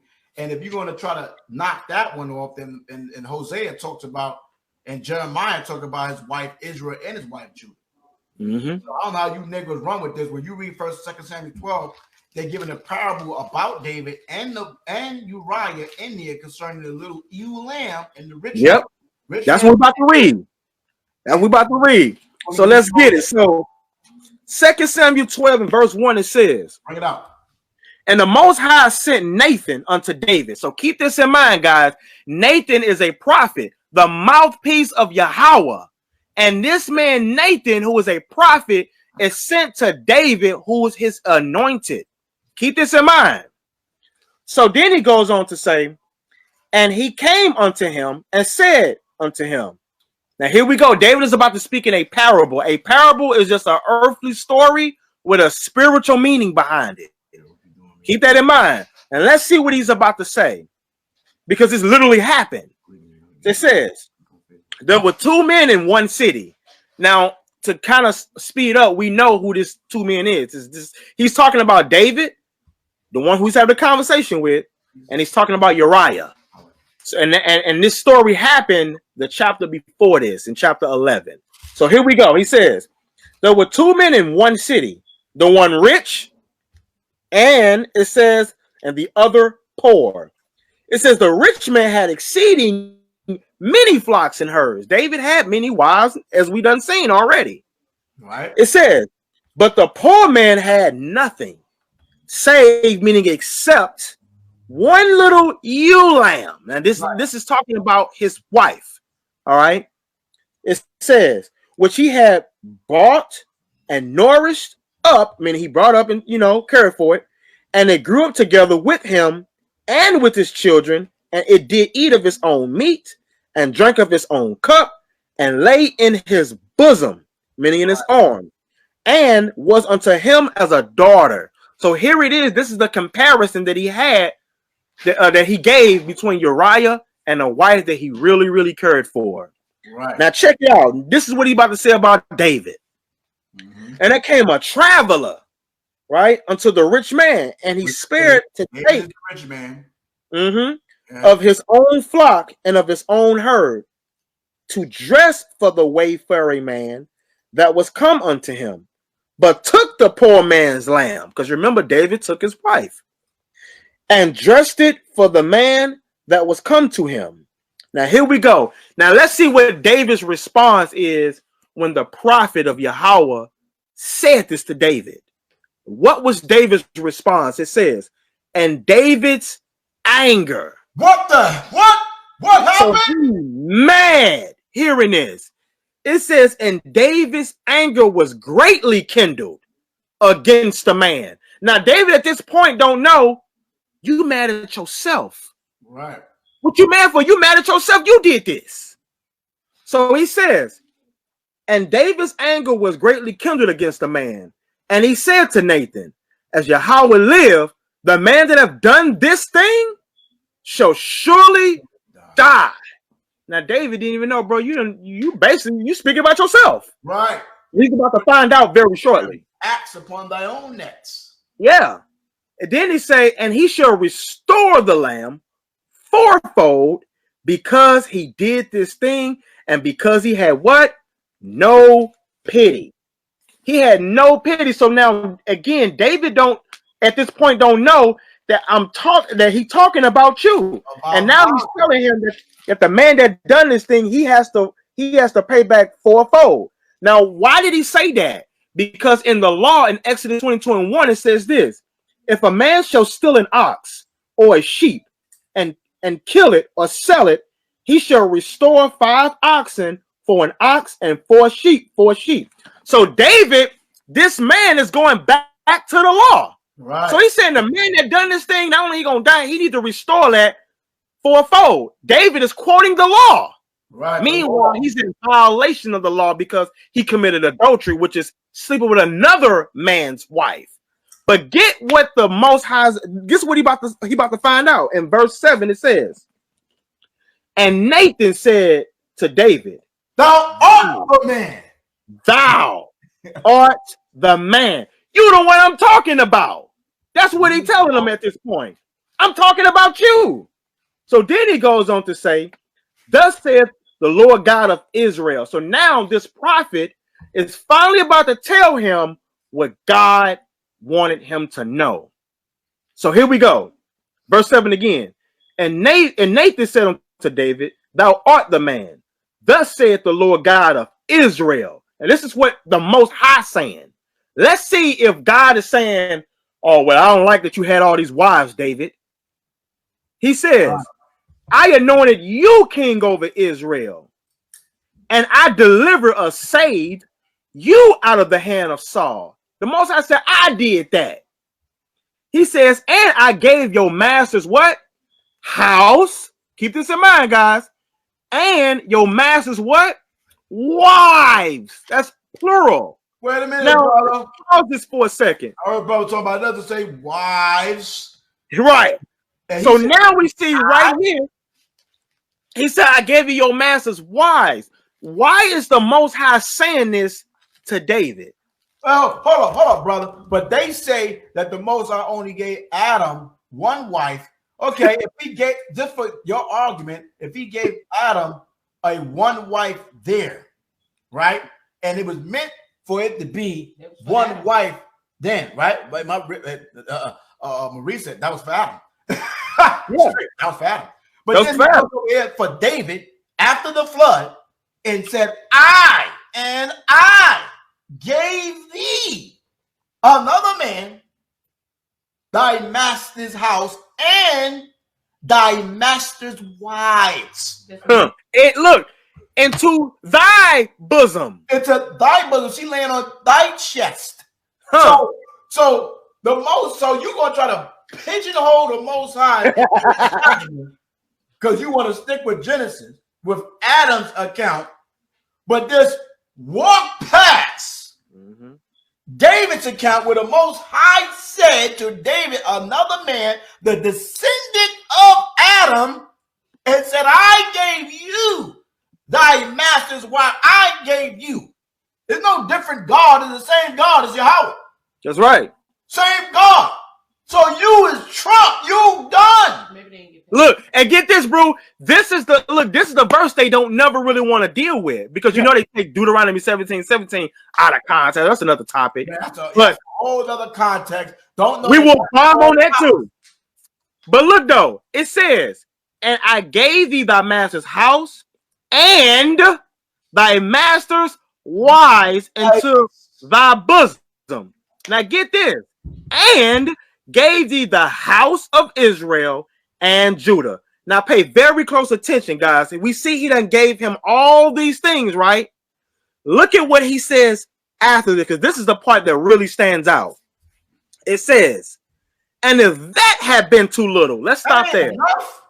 Right. You telling me, Negro, I done gave you thy master's wives? Right. I anointed you, first of all, my nigga, I anointed thee king over Israel. I delivered you out of the hand of Saul. Niggas trying to kill you, chase you all around the world, all over the United States of America, my nigga. Then I gave you his house, and I gave you his wives, plural, into thy bosom. You get in the Kubah, and gave thee the house of Israel and of Judah, because he was only ruling over Judah for 7 years. And I gave you the kingdom of Israel on top of all that.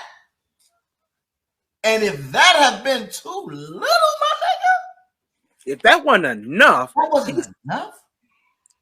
He said, I would moreover. That means more. Right. Moreover have given unto thee such and such things. So here it is. If that wasn't enough out of all that I gave you, I would have given you more. Right. I would have given you more. Why would Yahawah say that? Now get this. So all the time that David was on earth, his heart was perfect with Yahawah. And David only committed one crime. And you already know the verse I want. Let's go ahead and pull it. Right. And let me get this right here. Okay, yeah, go ahead. We reading English. It's an English word, right? It says, moreover, let me go over here. Moreover, right? Let's see what it says thou. Beyond what has been stated besides. In addition to what has already been said. Yep. Context. Women. The kingdom. This, that, and third. What did he sin? The sin was him committing adultery with a woman. So if that, all the women I gave you, all the kingdom, everything I gave you, plus the woman was the subject matter from the beginning, you commit adultery. If you ain't had enough women, Negro, I would have gave you more. Period. Okay, so let's go over here to Kings, right? We go to Kings. Yep. Let's go to Kings. Let's see if the Moses said they was off, which is a man, right? That commits sin. Is that a just man on earth that doeth good and sin not? So he sinned. All right. Let's see if the Moses say him having more than one kupah. 2 Kings, right? 15. 1 Kings 15, 4 and 5. And what he did was off. According to thou. Okay. Well, according to your thou is off, but the Most High. Let me get that right. 1 Kings 15. And I'm gonna start with 1. Now, in the 18th, let me see. Let's get it. In the 18th year of King Jeroboam, the son of Nebat, reigned Abijam over Judah. 3 years reigned he in Jerusalem, and his mother's name was Maharawchaa, the daughter of Absalom, right? Abishalom, right? And he walked in all the sins of his father, which he had done before him, and his heart was not perfect. Here's the key. And his heart was not perfect with the Lord, Yahawah, his power, as the heart of David, his father. So you can be perfect in spirit, but in the flesh, you can go over. Right? See that? Huh? Nevertheless, but however, still. Hold on, they're going to wear but. Nevertheless.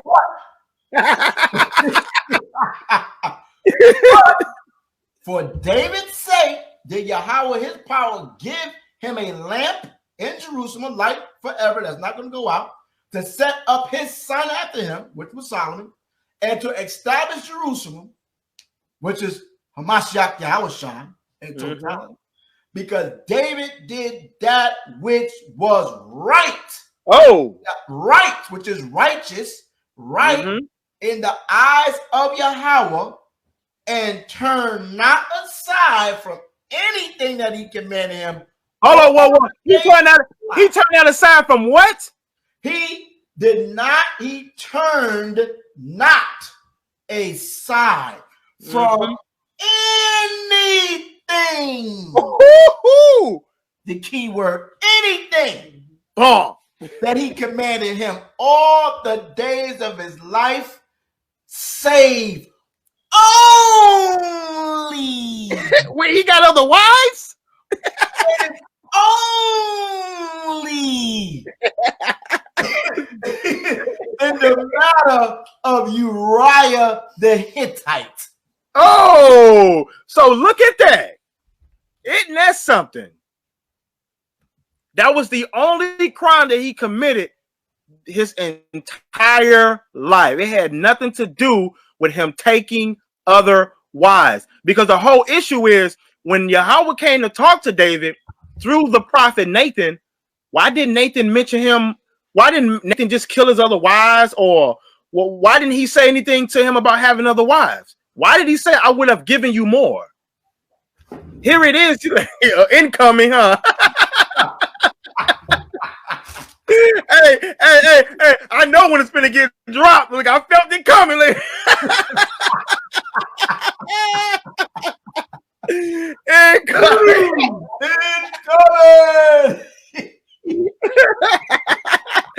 Ball. Get out of here with the madness. Okay? Straight up. So here so here it is. It's like why didn't the Most High check David on that? Why didn't Nathan come to him beforehand and say, hey, bro, man, you finna be king. You can't be taking all these wives. What is you doing? Exactly. Why didn't he do that? That lets you know right then and there that somebody's understanding this is incorrect when it's coming to this whole poly thing. Right. Okay. And for you that's running with Deuteronomy 17:70, you can't not attribute that to Saul nor David, because it is show that him having more than one wife, right, multiplying wives, in that scripture that you try to misuse, they're not attributed to King David. See, what you don't know, what you should know is that there's a prophecy concerning King Solomon. And to even add, it's David and Solomon. Those are only 3 kings he anointed. Was King Saul when they asked for a king. So when did they ask for a king? During the time of Samuel. King David, Saul, David, and Solomon. What you were about to say though? I was saying that also that word multiply is not talking more than one. Let's cut the crap.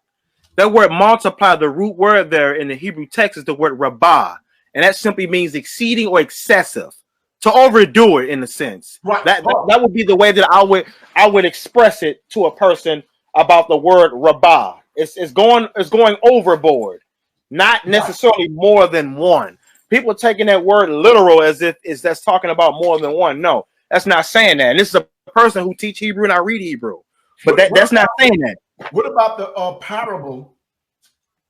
The polygamous parable. I was talking about Matthew 25 with the 10 virgins. 5 of them were wise and 5 of them were foolish. That one. When they talk about well, I can use it for that. When a man talking about if a man have 100 sheep. Oh, you talking about when Messiah was saying that in John chapter 10? Right. We talk about the sheep, one going astray, and the woman losing her jewelry. Right. So when you want to talk about multiplying stuff, so a man have 100 sheep and one sheep go astray, he go look for that one sheep, right, and leave all the sheep behind. Let me get that scripture. Okay. Yeah.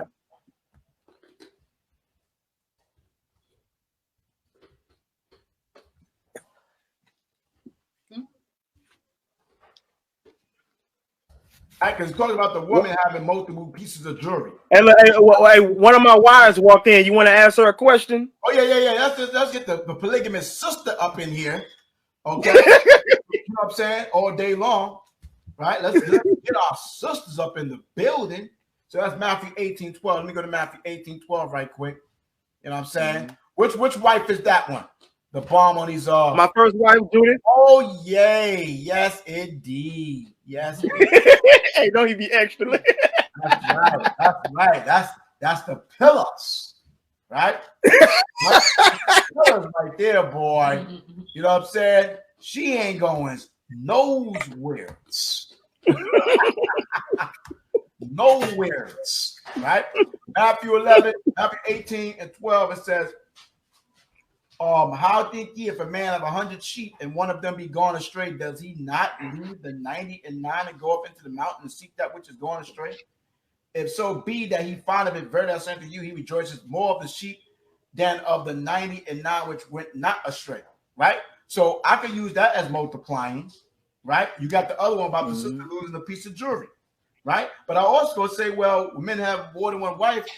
How can you love everybody? Well, if I got dang 4 wives and one go astray, I'm looking for my wife. I'm trying to bring it back home in the fold. It's like the prodigal son. What is your problem? What are you mad about? You see what I'm saying? But you got the other problem about the woman that had 100 pieces of jewelry. Was it wrong for her to have 100 pieces of jewelry? You can't have more than one outfit now? You can't have one. What the hell are you people talking about? You just hate polygyny. That's it. You hate the Bible. Bump that. You hate the Most High. Where's my sister at right quick? Where's the sister? She right here. Where's Judith? She right here. Okay. So what's going on, sis? There you go, sister Shalom. in the building. Come on, say shalom to your sister. Shalom. No, the camera right here. Yeah. Right? You see that? Judith in the Bible had one husband until she died. Yeah, facts. So that's right. You are married to Judah. How long y'all been married? Please say the Shootah. Judah. We've been married 4 years, but you know, together for about almost 9. Okay, so before the truth. Come in.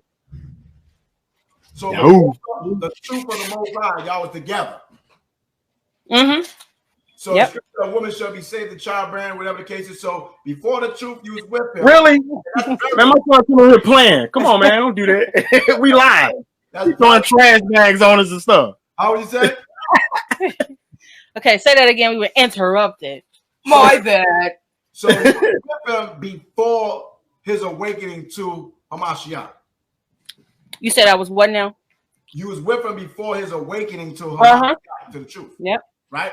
So you was with him in the world and you with him in the truth. So my point I'm trying to say is you got the name Judith, and Judith had one husband. Even when he died, she died being alone. Which she could have remarried, but she chose not to. So I'm just saying you got the name Judith, right? And you his first wife in his polygamous journey, right? You see what I'm saying? So I'm just saying, like, you in this for life, right, sister? Most definitely. You can't have the name Judith and not be for life. Most definitely. You know what I'm saying? That's my whole point right there. You see what I'm saying? And you the first wife, and how many sister wives do you have? Because you came from the world from not being in the Hebrew Israelite culture, and then you came into the culture, and then he said in 2013 that's when he started doing open polygyny. You see what I'm saying, as you guys have now. You see what I'm saying? So can you share with your fellow sistren and your journey with your husband in this in Israel in this polygamous polygynous structure? Okay, well, it was like you said back in like 2013, 14. He introduced it to me, and we were, newly married, so I really didn't know too much about polygyny. And then also there were, sisters at that time, misusing scriptures and twisting scriptures about polygyny. So that also made me stir away from the whole thing. Like he mentioned it, I didn't want to hear it. Was in your feelings. I did not want to hear the word polygyny. But keep it trail. Yeah. So I did not want to hear the word polygyny. I didn't want to hear anything about it. I'm like, we married, so why would you want somebody else? But it was always it wasn't never anything like I love you less. He was just interested in multiple women. And that's right.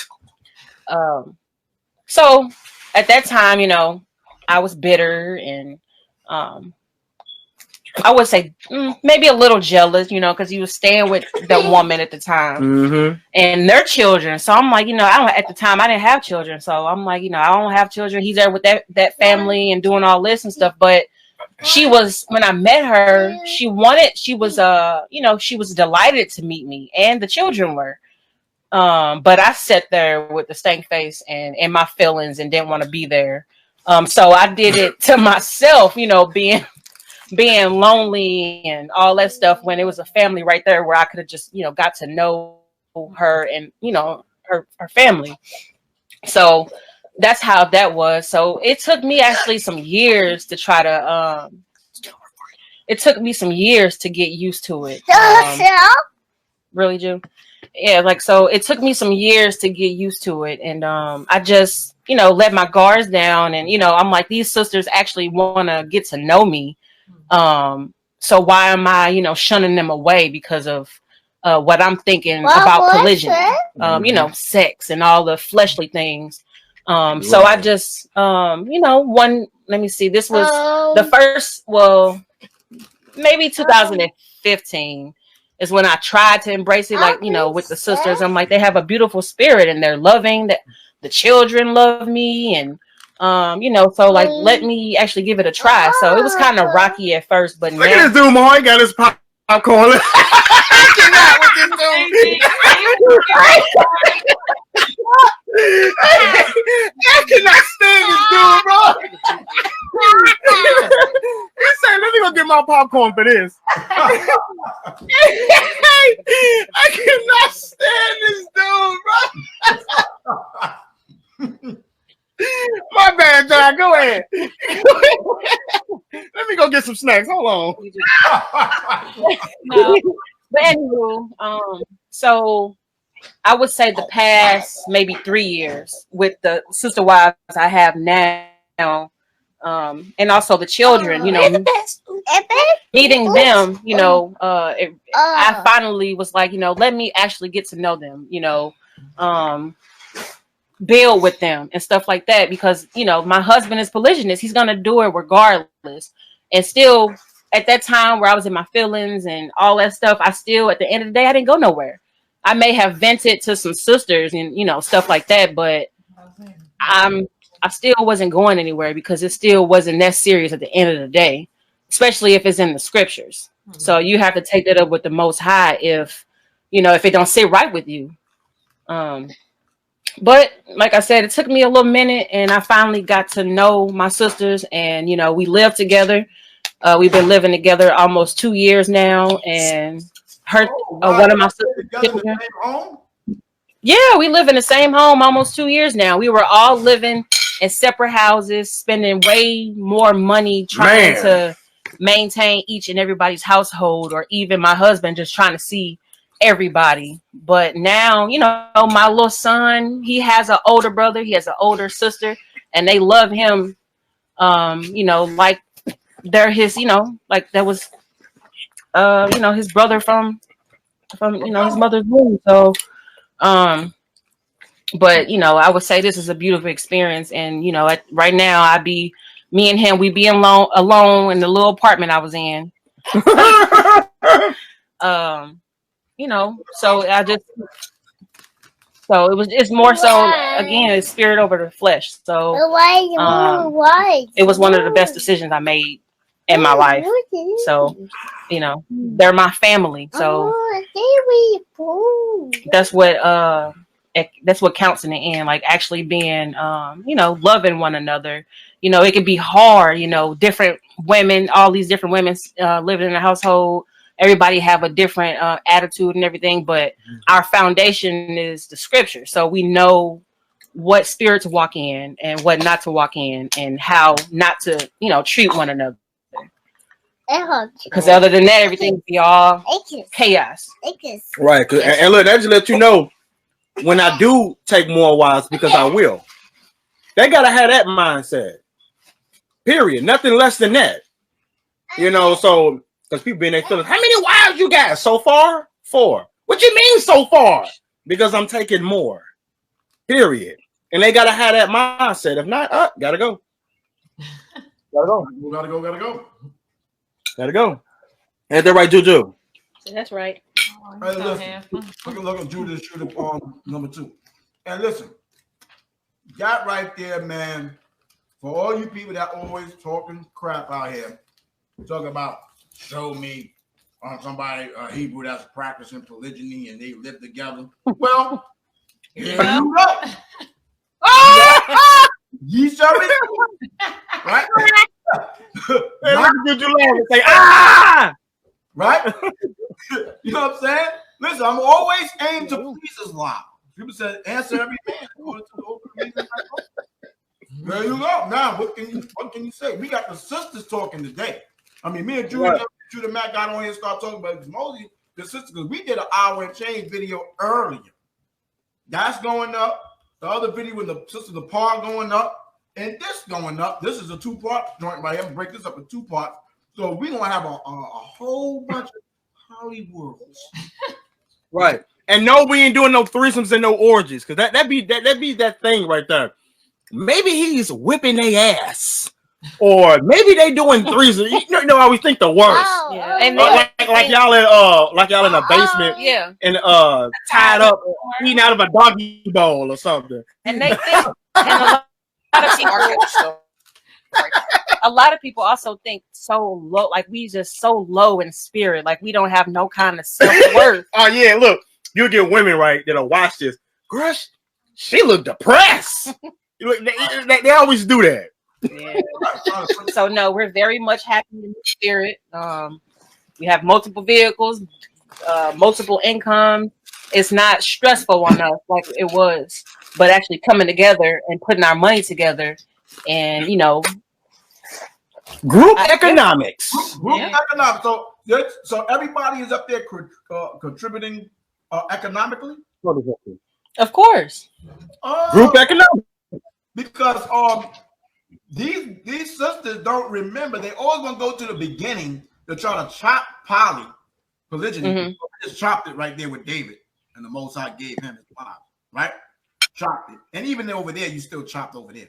But this folks, since they can't see it, so we didn't give us something crystal clear, right? So I thought in the beginning that Eve was made to be a help onto Adam, right? Yeah. Help. So I want to go to 2 verses about some definition on help. Genesis, I will make him a helpmate. Genesis 2:18. Yahweh said it's not good that he alone. I will make him a helpmate. Right? So I'm about to share the screen right quick so we can see this. Hold on, Ella, before you do, yeah. My wife said they want to actually make a documentary on this. Yeah, didn't y'all say you want to do it? I will film it. Okay, cool. Bet. You know that's what I do. So I mean, that's what it is. You ain't got to worry about hiring. You know what I'm saying? I will film. Hold on. Did you hear what she just? You hear what she just said? What you said? Go ahead. What'd you say? No, I was just saying, like, with so much talk about polygyny, it's just making me want to do it more and more. Oh yeah. So I actually, before you said it, I was actually going to say that. That's what we plan on doing. They watch YouTube channel. Housewives and all that, and these. Well, we can get it popping too. You hear what you said? You hear what you said? Tell them what you just said. Make a little YouTube channel. You know, sometimes having people look in on the House of Judah. You know, the day in the life of the House of Judah, because this topic poly really, it's really stirring a lot of women away from the truth, and it shouldn't. And of course, their marriages. You know, because there's not going to be an excuse come Judgment Day. The Most High not going to care about because your husband was polygynous and you didn't know how to handle it. So you started walking in the flesh and leaving your husband and doing all this, carnal stuff. So just try, and also just encouragement for the sisters, but it is very discouraging for a lot of women. But I think the Most High that it didn't, I was in my feelings for a little minute. And it took me some time, but it's also how much that sister loved her husband too at the end of the day. Exactly. So, because if you let something like that make you want to leave your spouse, then you have to really, check yourself, especially if it's in the scriptures and it's shown all throughout the scriptures. Oh, right. So check it. Genesis 2, right? It says helpmate, right? Help, meet. It says help, succor. One who helps. Aider. You mentioned the book of Tobit. Helper, aider, right? So now let's look up the word help, right? Because it's an English word. It says help. To give assistance to someone. So you was made for someone, the man. Make it easier for someone, the man, to do something, aid. She helped me with my project. I helped her find her book.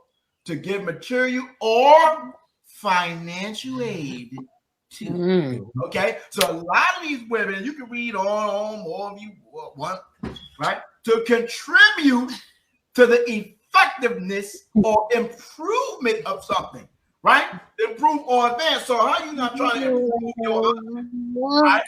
To make him a better man when you was ready to be a helpmate for him. You see what I'm saying? His garments might be jacked up. He ain't putting outfits about. Scripture in 1 Ezra 4 talking about these make garments for men, and these that make garments for men bring glory onto men. You see what I'm saying? Oh, Proverbs 31 woman kind of helps. She wasn't sitting on her behind perpetrating the fraud like she reading the scriptures. Book making dumb posters, battling people, Lord, they being a Jezebel from hell. What the hell are you talking about? Boy, you ain't seen my wives do that crap. You must be bugging. Every time I see you as wives, like even for the tabernacles, man, I saw them put up the tent. Yeah. Okay, and they wasn't grudging, mad, angry. They was up there chilling, talking, had a little right? Succor, help or assistance, especially in time of difficulty. So yeah, so what if your man is falling on hard times? You damn sure ain't gonna step up and do a damn thing. You know what I'm saying? Like, what are you talking about? Just like Tobit wife stood up when he got the dung in his eye, and she went and got women's work. What is women's work? Obviously, women was working because they had something called women's work. Dumb. The hell did you talking about? Women didn't work. But they talking about women's work. No, you always hear I'm old school. Don't Proverbs 31 says she works willingly with her hands? Right? A personal thing that provides help. What are you women thinking about? You think you go into the old world? Well, if you go to the old world, then your ass doing a whole lot of helping. The hell you talking about? In this society, you ain't got to do no help but help your damn self. That's why you independent. Throw your hands up. Throw your hands up at me. You don't want to go back in the old worlds for reals. You don't really want to go back there. Okay? You see what I'm saying? So stop perpetrating the fraud. Okay? Because couples in monogamous relationship, they work together. Both working or doing something. That's just regular. So what you're trying to say right now is that in a monogamous situation, right? You work, right? Yeah. Right? So when you was married, You know what I'm saying? Did he work? At times he didn't. At times he didn't, but there were times he worked, right? Yeah. So relationships, people in relationships, they work. Sometimes a man may be out of work, maybe sometimes she out of work, but we know that the woman is always holding this shit down. This is their kingdom. I'm not saying this is your kingdom, but this is the situation that the white man have put upon our woman. You see what I'm saying? Right? So, and the Most High say a woman shall surpass a man. These basic fundamental scriptures, Isaiah 3:12, right? A woman rule over them, right? So let's get this thing understood here. This is a curse upon man paying these bills. Baruch the 4th chapter. You know what I'm saying? So you got a one wife monogamous system. Y'all both working, making money, bringing out money in the household to pay your cursed light bill, your cursed cell phone bills, your cursed gas bill, cursed rent, mortgage, whatever the case is. So all of a sudden now, when a brood try to go get another wife, all of a sudden everybody quit their damn job. You gotta take care of everybody. What kind of shit you got? Take another wife out, you gotta take care of everybody. What the hell are you talking about? I mean, my first wife both was working. So all of a sudden now I gotta change up my formula because Lyle trying to find an excuse for me not to have no woman. Hell, my first wife make more money than me anyway. She makes 60,000, 70,000. I make 30,000. So according to your logic, you can't marry a woman that make more money than you, Negro. The hell you talking about? You can't take care of no woman that make 100,000 with $10,000 a year, Negro. On rallies, flipping flops,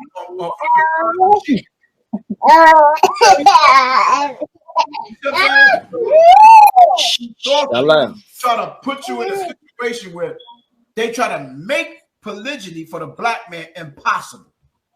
Impossible. Right. So if you're gonna go by that stance, brother, you gotta make sure, I'm saying it again, to ensure that the woman that you with does not make more money than you. She cannot make more money than you. You do know that, right? Because if she make more money, you can't provide for her because she got more money than you. So it gotta be, if you make 25, right? She gotta make 24. 24. You understand that, right? Okay, so stop with your book BS, your sorcery, because it doesn't work with people that's intelligent. Okay, we're not falling for the mind games or the tricks. We all work together. It's called group economics, point blank, period.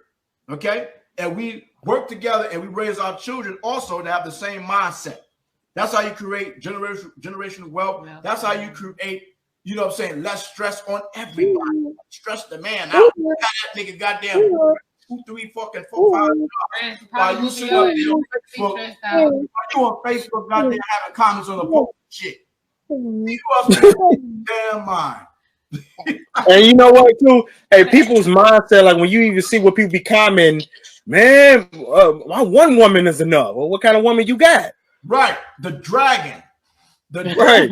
Bible speaks of. You mean your one woman is enough? It actually let you know polygyny just ain't for you. You know what I'm saying? If you gotta ask for permission to take another, do I gotta ask for permission to take another wife? Whose choice is it? Whose choice is that? It's definitely yours. Hold on. Definitely mine. Say it again. You go ahead. No, he said. I said the choice is definitely his. He doesn't have to ask me. Oh, you brainwashed, sister. You going off? You insecure. You got low self-esteem. He ruling over you. He must beat you down. Everything, girl. You going off? Don't you know? Hey, boy. I know a lot of sisters watching. Hey, look. It's funny because it's like they put you say her name, they probably on Facebook like, where's she? Yeah. They watching this live. They watching this live, but not coming into the live. Yeah, they watching it from this Facebook page because they don't want to be seen. Yeah. Yeah. You like, I'm gonna watch my click in. Right. You can't see me. If I click in, they're gonna see it styles me. Hey, these weak brothers gonna be like, man, hey, they're gonna have to listen with the headphones. Let me go listen in the car. Yeah, he gotta be hiding like in the car. I'm gonna study by myself, boy, man. You know yeah, whatever. but it's like they picture. It's like be mad. It's like they picture like polygynous homes to be like a what's some reality shows? Yeah, polygamy and stuff like that. It's not none of that cult crazy stuff going on, or them white people polygyny on TV. But they even show you it on. They have it on TV for you. People still don't even take heed to it. It's normal. And the sad thing is, you got women, sisters, that will sacrifice a seasoned man or sincere brothers in the truth to run the monogamy and go and get with a fucking priest. Yeah. He gonna go get another woman. Man, we ain't gonna go deal with another woman anyway. Yeah, you going back and forth from one man to one man when at the end of the day he gonna be polygynous regardless. Yeah, that's what I said. That's you gonna run from one. You gonna run from the man that you know is a good man to go to another man to the same situation. Yeah, straight up. Like, or in the world, you leave a man because he cheated on you. Yep. Go get another man just to get cheated on. Exactly. Right.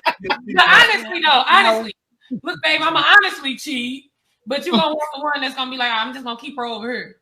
What? Right. I was vow only is vow, and I ain't never deal with nobody else's vow. And then his phone ring. Like, I know what I just said. Hold on. The nigga phone be ringing off the hook. He be like this. He written by his wife. No, be like, man, what this number keep calling me for? Right, you know that number. Man, they keep calling. Who that's calling you? Who's calling you, Nick, bro? Hey, my wife said, me and you need to make a video because we be clowning. Y'all might want to do a video. You know, say he want us three to do a video. I don't know the later today or tomorrow. But he was talking about doing a video. I was telling him we on live right now, chopping it up. I've been on live for 3 hours and 47 minutes. Actually, we've been on this topic 5 hours for 5, 6, 7 hours because we did an hour and change video earlier, just me and her. I ain't uploading it. I was editing it. You know what I'm saying? I was working on the partial dive video about that, what they did over there. You know what I'm saying? So I'm gonna chop this up in two joints, and so it's all good. I got some work to do. You know what I'm saying? Yes, I'll do it. And we're not bowing down because you women or you Israelites, you know what I'm saying, is making excuses and all that. You know what I mean? We're not going to do that. I'm not going to do it. You know what I mean? Straight up and down.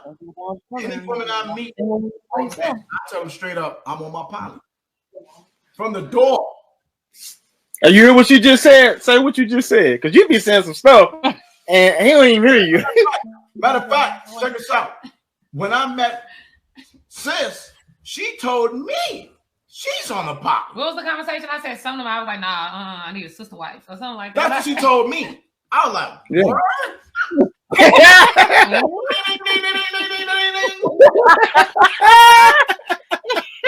Hey, look. Say what you just said, because he didn't hear you. She be talking so soft you can't hear her. I was just basically saying, for women, like if they don't get down with the program, all this independent or just talking down on the man and single, you're gonna be really by yourself if you don't get down with the program. Especially when stuff start to hit the fan and you don't have nobody, you don't have no family, you don't have no covering, nothing. And you're gonna be wanting. And what's that? Is that what Isaiah talking about? Right, when 7 women gonna take hold, so like man. Yeah. So when times really get bad, and women are gonna be coming to the man, for protection. Like I have my own clothing, I have my own this and that. I just want to be called by your name. By your name. I just need you to cover me. And I don't see how you. That word name comes from the Hebrew word shem or sham. It means authority or character, not by your fame finances. or reputation, not by the amount of money.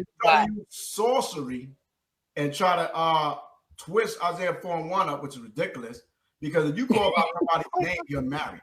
You go to twist it all. Chapter, right? You go to the book of Tobit when Sarah, I think her name was Sarah, and all her husbands dying by Asmodeus the demon. Okay. Yeah, that's Tobit the 6th chapter. That's Tobit 6th chapter. Yeah, right. They was dying by order the evil spirit Asmodeus in the hand. Yeah, it said that the evil spirit was in love with her, and it said that all those men, they all died in the marriage chamber. Right.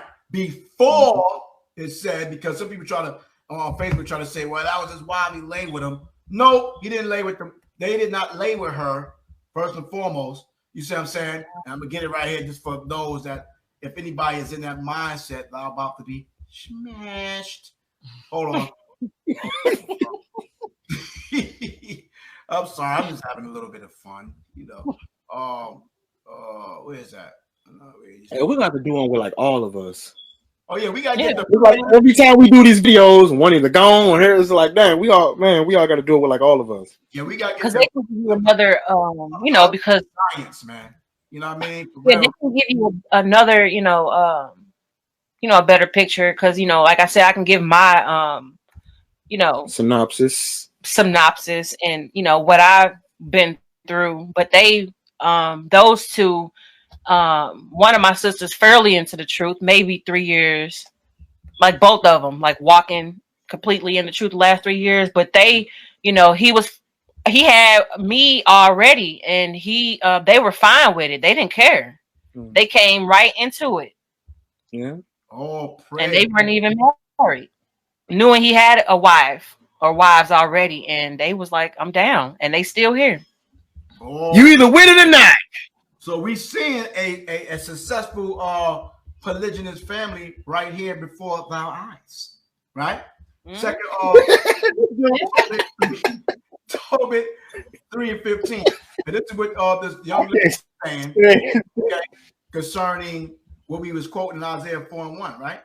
It says, if you read up here, it talks about 7. It came to pass the same day that in Epatah, a city of Medea, Sarah, the daughter of Ragu, was also reproached by her father's maids, because that she had been married to 7 husbands, whom Asmodeus, the evil spirit, have killed. So she was married to 7 husbands who Asmodeus have killed before they had lain with her. So you can be married before sexual intercourse. Boom. Right? So does thou not know, said they, that thou hast strangled thy husband, that hast already 7 husbands, neither was thou named after them. So why would a woman be named after a man if you're not his wife? Oops. Isaiah 4:1 and try to say, that me, this is an elder take upon law. I don't need to give you my name, Negro. You ain't married me, why you gotta have my name? What you talking about? You get your name by your husband. So stop your lies. Okay? You're not bringing you're not gonna have your own bread in the wilderness or in the kingdom. What you gonna bring your Bank of America account in the wilderness? You gonna bring some $20 bills in the wilderness of the Most High? How you gonna buy? What you gonna buy with? No time. You know what I'm saying? So stop it, man. You know what I mean? So I like to listen. It's 3 hours and 54 minutes on YouTube, Facebook. They try to shut you down in 4 hours. You know what I'm saying? So listen. Come in. Anything that the house of Judah YAHAWAH, you know what I'm saying, would like to say to the family, or saying to you Hebrew gainsayers, naysayers, or you know, brothers and sisters that's really looking into building their house, okay, whether it's monogamy or whether it's polygyny, you know what I'm saying? It's up to your choice. Or you could be a eunuch. That's an option. Paul said, he said, hey, don't have no wife. The man that have a wife cares for the things of the world. You know what I'm saying? Same thing for the woman. How she can please her husband. So if you want to be really on a level, like you try to make monogamy be on a level which 1 Corinthians 7 is not about polygyny, then be like Paul. Have no worlds. Man or the woman. Just focus on the Most High, MASHAYACH, and get to the kingdom. Because what the women say is, I ain't with it now, but I will be in the kingdom. What? Oh, so you ain't down with it now. But you're gonna comfort me by saying, I'll do it in the kingdom. Tell them practice make perfect. Practice make perfect.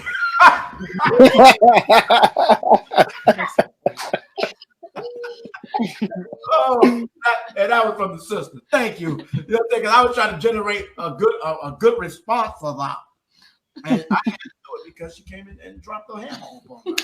Practice make perfect. What are you talking about? You gonna automatically be willing in the kingdom and not willing now. But it's gonna right. Righteous acts. Get the hell out of here. Okay.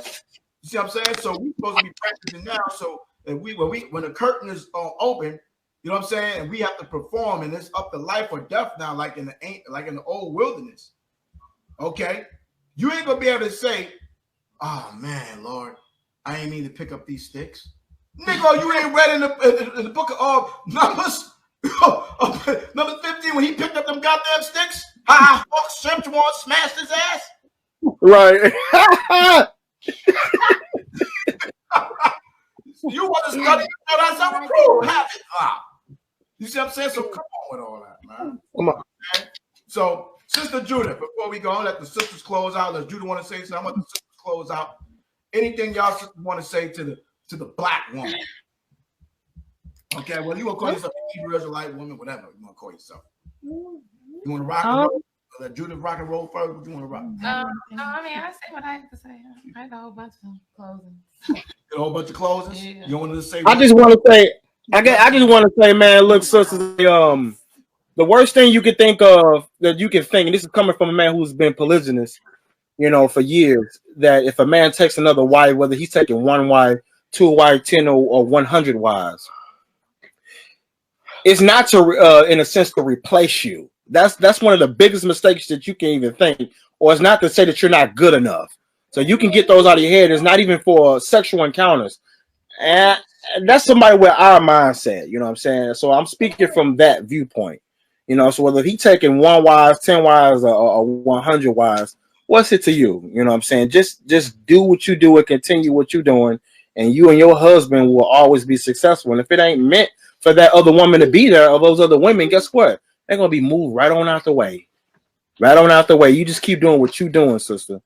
You know what I'm saying? That would be something that I would say. You know, so whether you see me with my wives in the future, because I will have more, whether you see me with 4 more, 10 more, 1,400 more, you know, it's just what it is. You know, so that's all I want to say.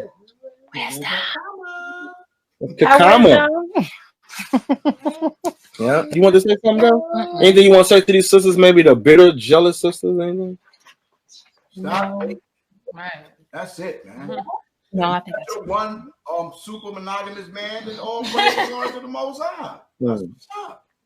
You see what I'm saying? I mean, it's a marriage system. It's righteous. It's holy. You know, the greatest forefathers and mothers done it, whether it was so-called monogamy or so-called religion. It's like, why are you fighting that for? That's ridiculous. You know what I'm saying? Right. Marriage better than the foul, man. So get out your feelings, man. You know what I'm saying? That's what it is. That's what it is. So it's 3:59. Okay, we got some seconds. We up out of here. Shalom to Apollos, Israel, Rick, Dawn, everybody else watching, the Kevin, Norwood, and all you Spire-lights that was watching on the low. You that watching. The people lights, you know what I'm saying? The disalights, the creeper lights, the sneaker lights, and all of that. We still love us, right? You know what I'm saying? Secret poly men. Is there any sisters that's looking to be covered? I'm taking applications. Right. Applications, you know what I'm saying? And sis right here is gonna make sure these sisters gonna make sure you on point. Or you gonna hit the road, Jack. Don't you come back. Don't come back no more. We out of here. Shalom. Shalom. Dang, it's still going a little something. We out. Yeah. Hebrew manic, Hebrew manic, Hebrew manic, Hebrew manic. And I know just what you want. Who's the Yahoo writing my polygyny song? Alright. You can hear this, you can hear this, you can hear this, you can hear this.